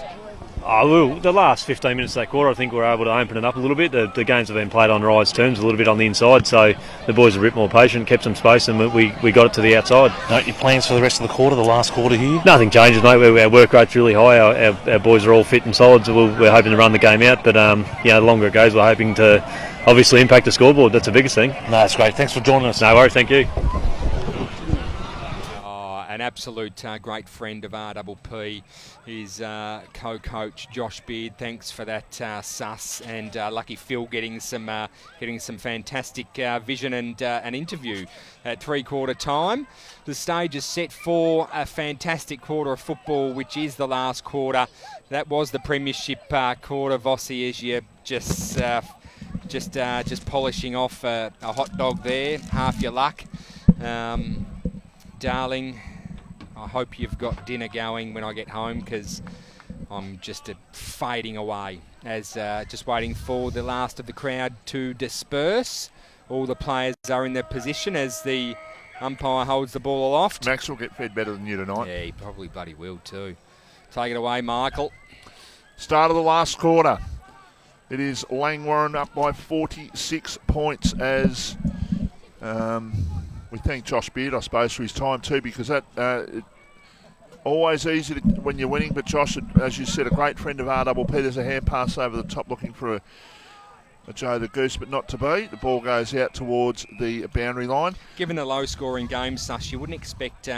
well, look, I mean, stranger things, miracles can happen, but Rye aren't going to let this quarter go down. They want to win this quarter. They want to win on a positive note, and... I don't think a win's on the board, but they can certainly save face. I think in that huddle there it was determined that Langwarrin have just put their foot on the pedal, and they're going to, as Josh said, maintain the game plan. Yep. And I think you'll see a large score here at the moment, unfortunately. There's a kick towards centre half forward there for Rye, but Langwarrin defence going back there and clearing the ball out towards half back. That was great get there, Sus, with Josh Beard. It came through beautifully. So we thank Josh for his time with that one. And it's great to have coaches like that on the Mornington Peninsula. You can have an approach after the huddle. Absolutely. Fairly tense moment, but great to have a chat like that. He'll never say no to you, Josh. He's just a very giving person. Yeah, no, he is. And I know I had a chat to Blake, the Snake McCormack, earlier before the game, and obviously he's very up and about, and I think we need to show him a bit of attention. I think we've been showing Josh a bit too much attention of late, and I think Blake needs to get involved, Sus, so we'll keep that keep that in our back pocket as the ball is rushed over for a behind for I'm going to Rye. sit down because if I don't, I know I'm going to make the mistake. Yeah, no, sit down, please. What mistake's that, Vossi? Just Hitting the bonce. slipping on another hot dog and swallowing it whole. Did you slip anything? Did what? sorry, guys. The midnight Jews got me here. So. Yeah. All good. It's all very dewy. We've got a great game of footy out here at the moment on the wing. Well, you've been out there, Sus. What is it like out there? It is like an absolute skating rink. Slippery as all buggery. But not much wind to mention. I was out there earlier before the game and it's very still night. You're going to have to take over this for a couple of minutes while I just devour this other hot dog. You don't have to. I really do. You do? I'll do it in a minute, that's fine. There's a hand pass over the top looking there for Murphy, who got tackled, and the umpire says I'm going to ball it up. We'll just break it down into little bits, that's what we'll do. Langy just entering inside 50. They're not going to want to break this, Sus, are they? They're going to want to lock this ball in for the rest of the quarter. And I think because of the depth of the Langwarrin side, in the reserves as well, there's a couple of posies maybe up for grabs. No one's going to let the pedal off. No, exactly right. Each player of the Langwarrin Football Club are vying for their position next week, as there's been a free kick paid going Langwarrin's way. Quick to move on. And that's shaping up to be match of the round as well as they'll call it match of the half season. Mornington versus Langwarrin. Yeah, absolutely. I'm personally looking forward to if Langwarrin are to take on Seaford again, because Seaford, I believe, from round one are a completely different side, and I think that'd be an interesting game of football. Tim Broomet is certainly... Sorry, just getting the last bit of the hot dog down. Tim Broomet has certainly found his feet in the league after that first game, obviously finding his feet, but yeah, he's going along okay at the moment. Kick going astray for Langwarrin, through for a minor. Still 4 donuts here, boys. Yeah, there is. They're very nervous, aren't they? The donuts? Yes. Yeah, short pass is very, very hungry. Yeah, I am actually. What do you reckon you'll be cooked tonight? I don't know. It was a bit of a surprise. I didn't have the weekly planning input as I normally do on a Saturday, so it's a big, complete surprise. It's a long kick out of defence. I don't mind that. Want to pay that mark? Yes. Park in front. Langwarrin up by 47 points. We've played 5 minutes in the last quarter. It's a long kick down the line. Picked up here for Rye. They're trying to find someone to try and give the ball over to. There's a hand pass into open space, and the Langwarrin defence will lock it up. The umpire finally letting the ball to be brought back into his hands. Sorry, Vossi, look at that, and he didn't commit to the footy. No, he didn't. He saw his opponent there coming out like a freight train there, Sus, and just shied away from that. And look, I mean, when you're this far down and you're in the last quarter, is that... But that's what lifts the team, Adam. That's what gets the team up and going. Yeah, but I agree. But they're a long way behind. They're not 20 points behind. No, they're 40 points behind. Correct. So they're too far behind is what I'm trying to say, Sus. As they're just about to ball the ball in from the Bendigo Bank sign. Bendigo Bank, of course, great sponsors of Langwarrin Football Club. Ball tucked up in the pocket. Now Langwarrin will clear out towards half-back. And they're just trying to bring the ball down that scoreboard side at the moment. They bring the ball down towards half-forward, but the right defence should be able to win out on this occasion. Umpire's going to give nothing. I thought he was going to give a free kick there, but not to be. Yeah, no, Langwarrin wanted a free kick, Vossi, but no prior there. Is that a total eclipse over in that pocket over there? Total eclipse of the heart. It does look very dark over in that pocket. Turn around. Every now and then. Well, someone's got their headlight on over there. Yeah, they do. It's very annoying. I'm trying to look through my binoculars because I haven't got my nighttime glasses and I can't quite see over the other side of the ground. Umpire calls for a ball up. Umpires have done well today. Yeah, they have. I think it's been really well officiated. Suss, there's no question about that. On cue, blows the whistle again. The football only travelling about 5 to 10 metres in the last couple of minutes. Langwarrin are going to be happy with that.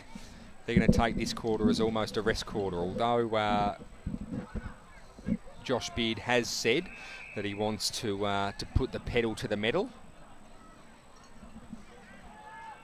You're pointing at a watch you don't have on. Well, folks, he's just taken the mark there. He's going to clear and go forward. He's on the half-forward flank line on the 50-metre line. Kick inside, attacking 50. Ball comes over the back. We might just have a nice... And kick off the ground now towards the pocket. It's his left forward pocket. Right, Langwarrin very, very deep into attack. Guys, we might just have a post-match chat just to have a discussion on all the sides. And are we also going to get another chat with the winning coach afterwards, Suss? We'll try and get the boys in, but we've got some radio commitments back at the station we've got to meet. Fair enough. What commitments are those? They're radio commitments. They're radio ones, are they? Yes. So, but we should have plenty of time. We'll try and grab the boys and also Mr. Parker celebrating game 201. Just keeping in mind, Suss, that it is a late game and we need to pack up and get home at a reasonable hour. It's a ball. Put through for a goal. I'm sorry, Vossi, I can't see that far. That's fine. I think you've managed to get that down now. No, we're done. So we're done. We can concentrate on the football now. Back on track. Langwarrin adding to their score. Anyone calling? 12-12-84 plays Rye 5-2-32. We've played 9.5 minutes, and that's on the Ray White of Frankston scoreboard as the ball comes back to the centre of the ground. Next week, of course, we'll be having Neil Craig in the studio for the Tape Hunt Footy Show. I'll be interested to see what sort of feedback Neil gives after today's game, because obviously some of them were too good for them today. They were. By the sounds of it, by plenty. Yeah, I think 60 odd points, wasn't it? Yeah, so... And no from Arnott. Yeah, which is... well, that's putting a notice out there, isn't it? I wonder if Sedgwick played, because he didn't play. He played 2 weeks ago, injured himself, and didn't play last week. As the kick comes inside, that's a goal. That is a goal. Oh, hits the post. Oh, unlucky Rye. 12-12-84. Plays 5-3-33. Thank you. Can't see the scoreboard. Ray White, Frankston scoreboard. Ball knocked away. Goes over for a boundary throw-in. It is dropped to, I think, -11. Sheep grazier's warning, I hear. Pardon? A sheep grazier's warning. Yeah, there's a lot of frost. Yeah, a lot of frost tonight. 13 degrees at the moment, boys. Sheep grazier's warning. Feels about 7, I'm telling Does. Feels like. Come out here, as Zach Andrew Arthur is off. He's going to get it back. No. They're going to go 40 Langwarrin. They're going to go towards full forward with the long kick, but it's off target and through for a behind. Bit of a lull around the crowd at the moment. What's for tea at the Susevich house tonight?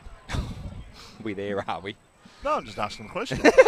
You're asking what you're having, so he wouldn't know. We're having it's beef Wellington tonight. Just queuing up for Sorrento next week. Well, are they going to do one better than Frankston last night, Suss? Well, the Shuck Doises. Well, RPPFM, of course, live on Thursday night.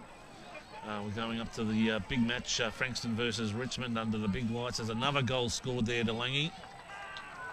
And And the player has kicked it there. He's in the goal square now. Right there. Yep. So the goal has been put through on that occasion by Mitchell Matthew. That's his first goal for the Twilight game. Just some goal scorers for today, this evening, this afternoon, thus far, Michael, if you may. 4 to Mark Bagley, 2 to Zach Andrew Arthur, 2 to Sean Herdman, the major goal kickers, and 2 to Tom Hughes for the Rye side. Am I in the team Thursday night, Sus? Yeah, come along, Vossi. So that's a no, but come along and you can carry some bags. Vossi, the B plus team. The B plus team, if you heard it this morning on the Toe Punt Football Show. Geez, Mick looked like he had a big night, didn't he? Yeah, Mickey O'Neill, but he said he only had about 20 minutes of bar time. I think he was just quite tired. Beautiful inside mark there by that man, Jared Richards. And of course, Frankston. I like him from here. Playing their 1000th game last night. He's got a big foot. He proved that in the second quarter. Can he kick another one like that? Oh, that's a massive kick. That's a beautiful kick. Oh, it's just... It's a mark on the line. That looked so good off the boot, didn't it? The officiator just running in there.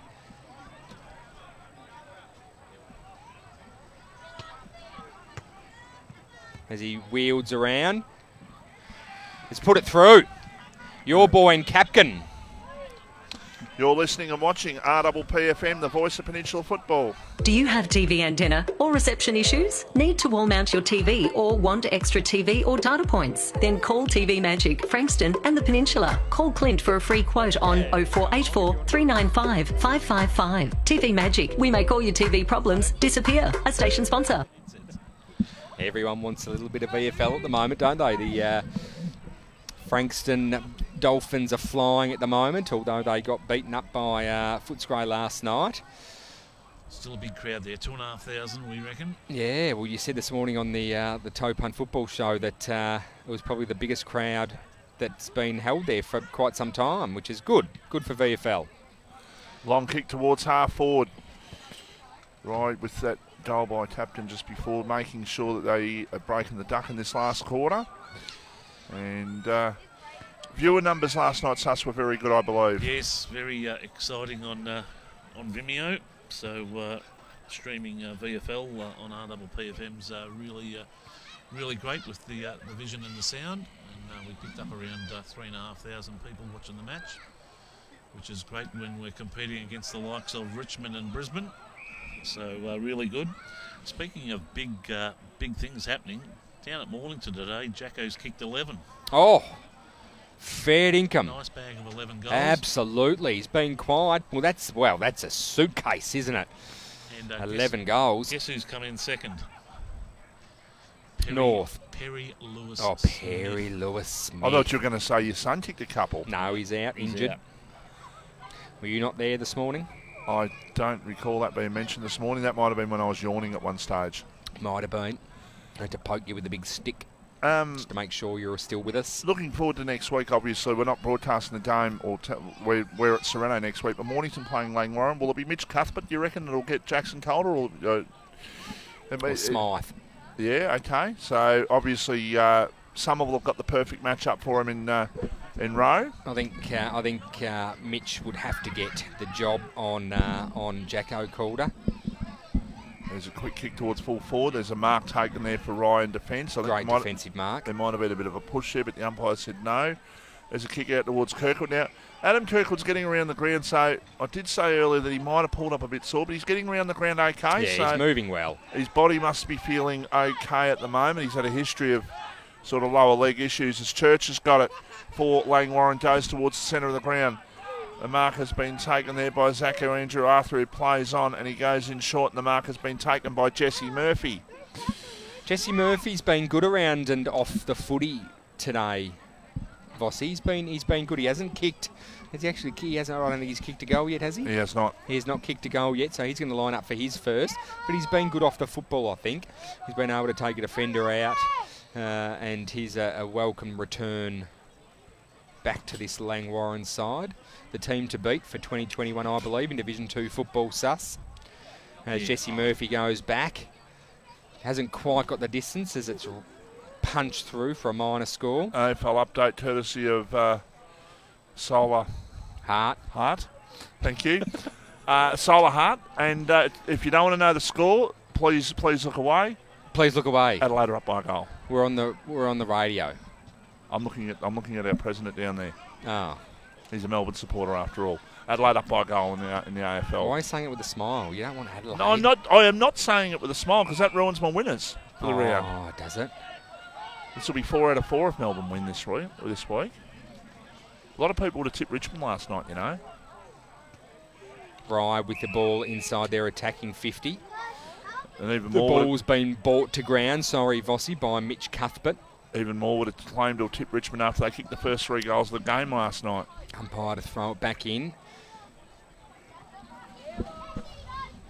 Ball not travelling 30 centimetres, wrapped up again. Rye desperately need another goal here. Norton winning that tap. Ball spilled out. Goes to ground is Shane for Langy, sorry.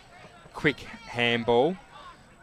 Rye trying to come back to go forward and does so effectively. Ball in the middle of the ground with McIndoe. Goes long inside 50 again. Good punch from behind, but from Rye, funnily enough. Mitch Cuthbert with the ball now, looking for a teammate. Great kick and finding Patterson. Patterson's short kick.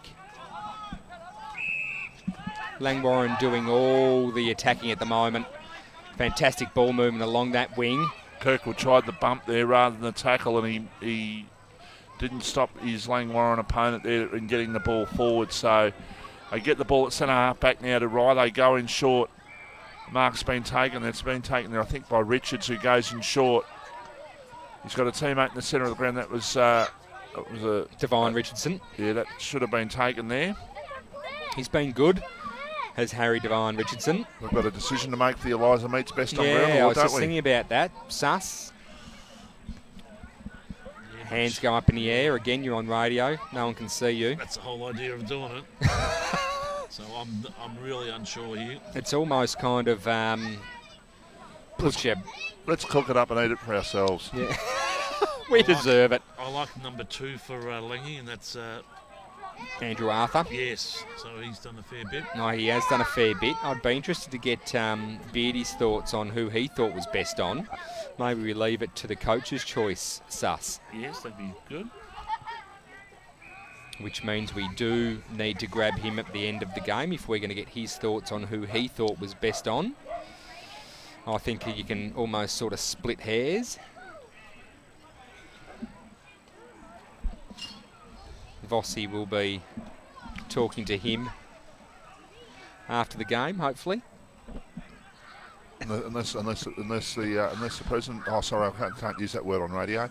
Just in case the family's listening. I thought you were going to say just in case there's snipers. Take out the most important.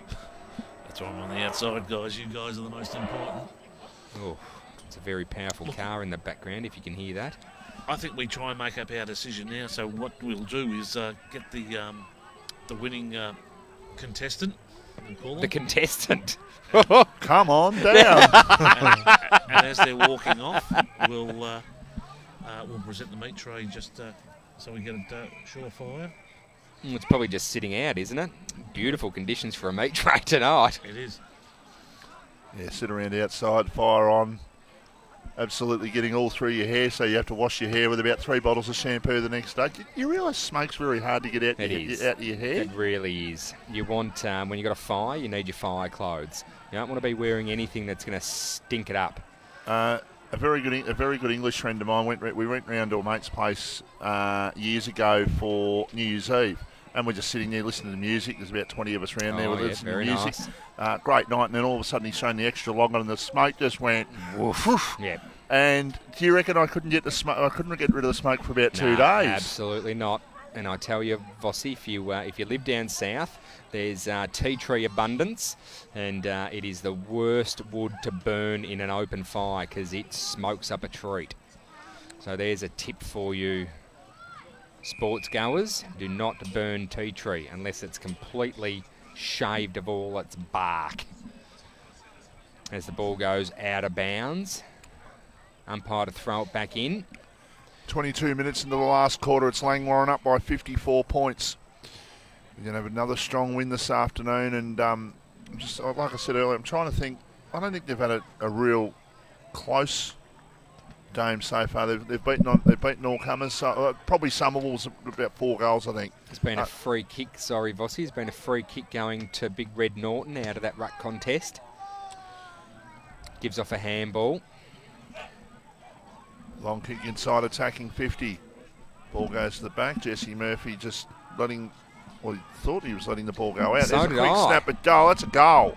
And that was a goal kicked by that man that we had in our sights for the player of the day, thanks to Eliza Meats in Zach Andrew Arthur. At And I least can, three. I can tell that by his bright yellow flashy boots. He's been very good. He's the man with 3 first names. You are listening and watching RPPFM, the voice of Peninsula football. Do you have TV antenna or reception issues? Need to wall mount your TV or want extra TV or data points? Then call TV Magic, Frankston and the Peninsula. Call Clint for a free quote on 0484 395 555. TV Magic. We make all your TV problems disappear. A station sponsor. And welcome back to Lloyd Park here at Langwarrin. The scoreboard reads 14-15-99, defeating Rye 6-3-39. We've played nearly 24 minutes in this last quarter of football. So I would have thought, Vossi, that there's not too much football to play, not too many goals kicked, as Langwarrin have the ball in the centre of the ground, looking to go forward again, and finds that man who's been great today is Bagley, quick to play on, wheeled around. Mark dropped by Murphy. Ball goes to ground. Ryder jump on it. Ball still inside 50, not going too far. Great pick up there by Rye, kicking, clearing, only to find an opponent. Quick handball, Kirkwood. Rye desperately wanting to clear this ball out of their the defensive 50, and they do so. Good mark taken in the centre on the ground, Vossi. Yeah, Rye stuck to their task, but they've just been outclassed. This Langwarrin side's going to take a power of stopping, and as the long kick comes in from Kirkwood towards centre half forward, going back, not taking the mark there was Hamill. In fact, yes, he's paid in the end. He has paid it in the end. So there's an opportunity for Langwarrin to clear, and they go out towards the centre wing, but it's an absolute mongrel of a kick. It's picked up by Richards. A hand pass over the top, and they can go forward here again. Do Rye kick towards centre half forward. Was that interference at the back? No, says the umpire. No, quick hand pass over the top, and they're going to go forward. Been a whistle blown. Free kick going to Rye. Maybe just dealt with after the disposal of the footy, Vossi.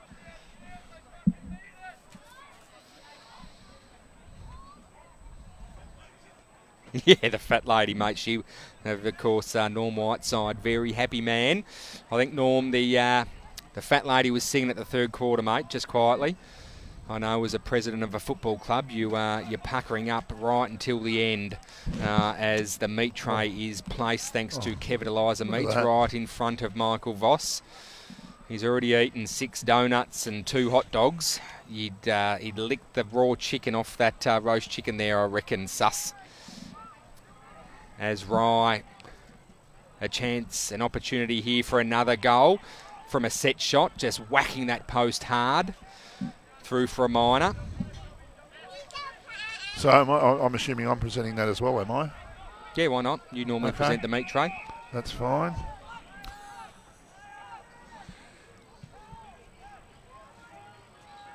Long kick out of defence. 26 minutes in the last quarter. At a freezing cold Lloyd Park at the moment. Yeah, she's brisk. Yep, I'll have to venture to my car and get my coat, and then venture out with the RPP logo on there. Yes. So just making. I can't have this on. No. It's an $80 hoodie, this one, but I can't have this on. No, you can't. There's the siren. There is the siren. marking the end of this game here at Lloyd Park, where the scoreboard reads, and he's really making sure everyone knows that the siren's gone. 14-15, 99 played Rye, 6-4-40, and we played 26, nearly 27 minutes in that quarter.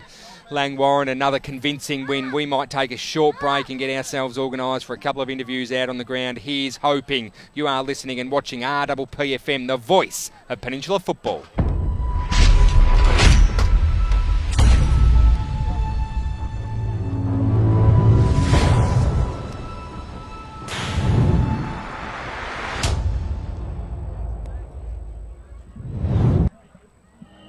There's a quiet revolution happening on the rooftops of Australia. And at Solar Heart, we're proud to be leading the charge. One home, one family, one solar panel at a time. Helping smart Aussies make a real difference to the planet, cutting their energy bills and connecting them to their smart energy future. Get smart, get Solar Heart. More and more people with a taste for quality are shopping at Eliza Meats. Kevin and his lean team pride themselves on the finest cuts, from juicy steaks and roasts to high-grade mince and sausages. And Eliza Meats are the gourmet specialists. Inquire about Eliza Meats Spit Hire. Phone 9787 4473 for a mouth-watering meal fit for a king. It's all at Eliza Meats. See our sponsor Kevin at Eliza Meats, 112B Mount Eliza Way, a station sponsor.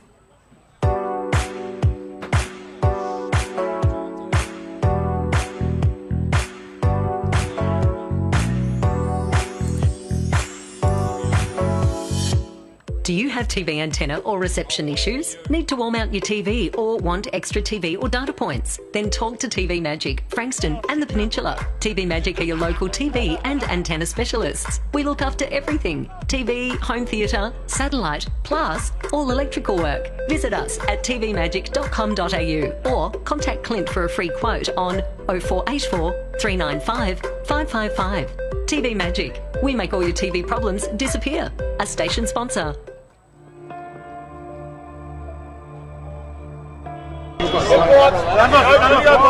We want Zach and we want Michael Parker as well.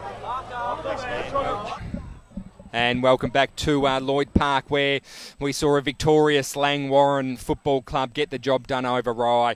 99 in the end, played 41. We're trying to get Zach Andrew Arthur, the coach of Langwarrin Football Club, as well as Parker, the 200-game veteran. We might throw to you right now, Vossi. You tell me when we're right to go. We're good to go.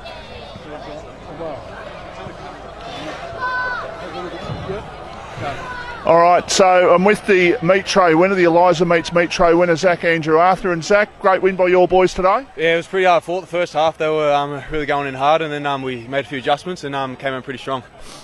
3 goals for yourself tonight, so nice to kick a couple of snags. Yeah, I was busting for a bit of meat. Talk us through that goal you kicked up that end. You were 15 out, you decided the check side kick. Was that a little bit of showboating, or you just wanted to see how much dew was really on the ball? Talk us through that. I think it was a little more dew, and I was like, I'm puffing my guts out here. I can't be bothered running up, so I was just like, I'm just going to do this. Pretty simple. The wind couldn't took it or anything, so yeah, just went for that. Big game for your side next week. Obviously, you're flying on top of the ladder, but Mornington had a big win today, and Jackson Calder kicked 11 goals today. Yeah, no, he's a gun, so we're going to have to put our best back on him and Mitch Cuthbert, and hopefully he can do the job on him. And yeah. Well, congratulations. Here's your meat tray. And there's your tea tonight, I reckon. Thank you. It's a magnificent. Be happy with that. So we won't have to go buy anything. No worries. We might get Michael Parker in there to have a quick chat to him as well. So thanks, Zach. Appreciate it.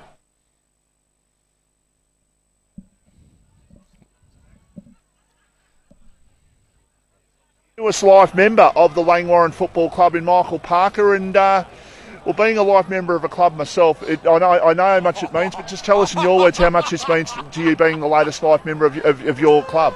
Oh, it's awesome. Yeah, I don't know what to say. It's just it's a good club to be part of, and it's been hard over the years, but it's coming good now, and it's been good. Been a good couple of last years.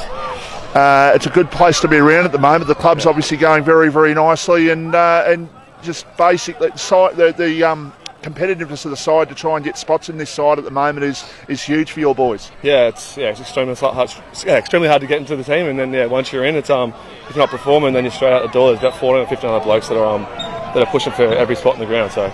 We were talking earlier about your family's involvement. Now, talk us through the family involvement in 100 years of Langwarrin Football Club. The Parker name's pretty synonymous with the club. Yeah, but if you're talking about Luke Parker. Well, obviously, Luke's obviously Sydney, Yeah, he's actually no relation to me, unfortunately. But he's actually no relation. But no, it'd be nice to be related to that. But yeah, no, I'm the only one.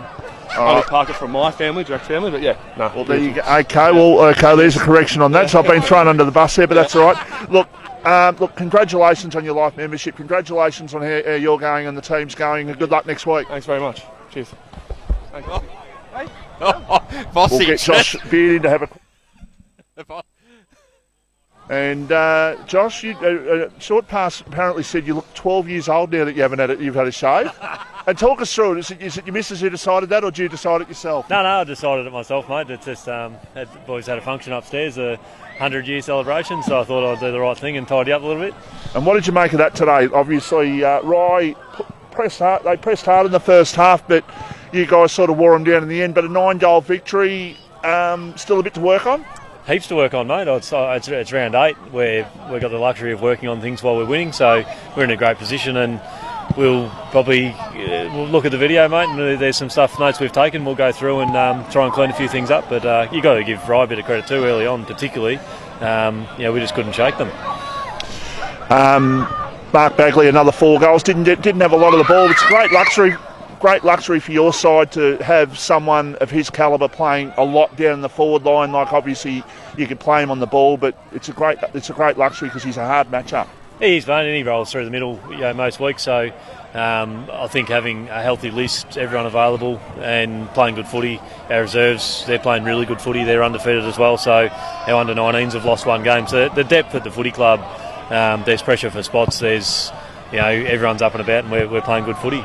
I know it's only round 8, as you said, but the challenge for spots, because obviously something special could happen later in the year. Obviously, you've got 3 sides have off to great starts, and the challenge for spots is huge. And just a matter of interest, what did you make of Zach Andrew when he had that shot down there when he did the check side from 15 out directly in front? Was that something that, if he missed that, was that something that you or Blake might have rolled him for? Not that way inclined, mate. I think everyone's got their own ways they go about things, mate, and generally if they're going to do that, they've been practising it, mate, so we don't have a problem with it at all. He had a very good game. Obviously he got our meat tray today, but he had a very good game today. He's had a fantastic season, mate. He gets tagged week in, week out.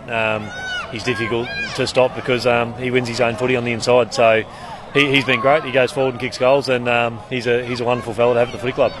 And a place that I know you spent a couple of years at. You'll be heading down to Mornington next week and playing Mornington with Jackson Calder kicking 11 today, so that's going to be an interesting matchup for your boys. Obviously, Mornington going along pretty well at the moment. No, it's a huge challenge for us. Obviously, you're 1 week at a time. Today was Rye, and now we look forward to Mornington. So, the dimensions of their ground are enormously different to this ground. So we'll need to adjust to that and go down there. And like I said, we're ready for the challenge.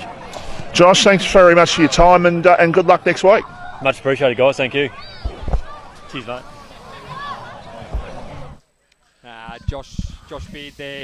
Josh Beard there from the Langwarrin Football Club. Sus, how good is it to have the coaches on board? Of course, we had Parker on 201 games. He was recognised today. Fantastic efforts to him, and also Zach Andrew Arthur taking home the best on ground and the Eliza Meats, thanks to Kev at Eliza Meats, the meat tray. Great effort there, and as the fog looks like the fog's starting to settle in. We might just have to put Vossi onto family.com.au just to do some family searches of the Parker family. That was the greatest stitch up of all time. Well, Luke Parker.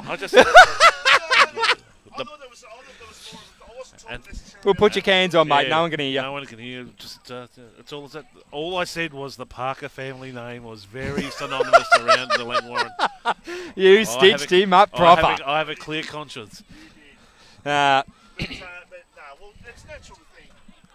It's natural to think that they're related. Surely. Why? Because they both got the name Parker. Well, I know about 4 Parkers. Doesn't mean they're all related. Well, You'll pay for that. You'll pay for that, Sus. Oh, I love it. I love it. We have a very fantastic team here at RPP. We absolutely love everything about what we do here at Mornington Peninsula Football League. And I can tell you that the boys out there, they're very keen on testing themselves next week. Like Josh playing a very straight bat, but very keen on testing themselves. Langwarrin are the favourites. They'll go to Mornington next week. Yep. But it's going to be a big game, that one. Langwarrin taking the chocolates here today at Lloyd Park. It's been an absolute pleasure. We're very, very well looked after here at Lloyd Park, thanks to Norm Whiteside, of course, and the whole Langwarrin committee. I'd like to thank myself. Can you thank yourself? Yes. No, you can't. I'd like to thank Vossi, Sus, great inclusion, mate. Special comments thanks to Progress Signs, the button pushers, Steve, executive producer, Craigo, BT, Lucky Phil, of course, on that camera right there. It is a wrap here from Lloyd Park and RPPFM. You've been listening and watching RPPFM, the voice of Peninsula football.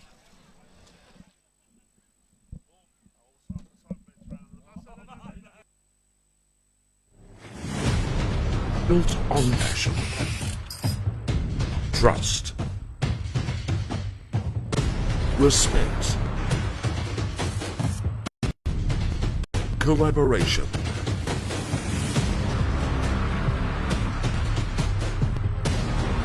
for 33 years.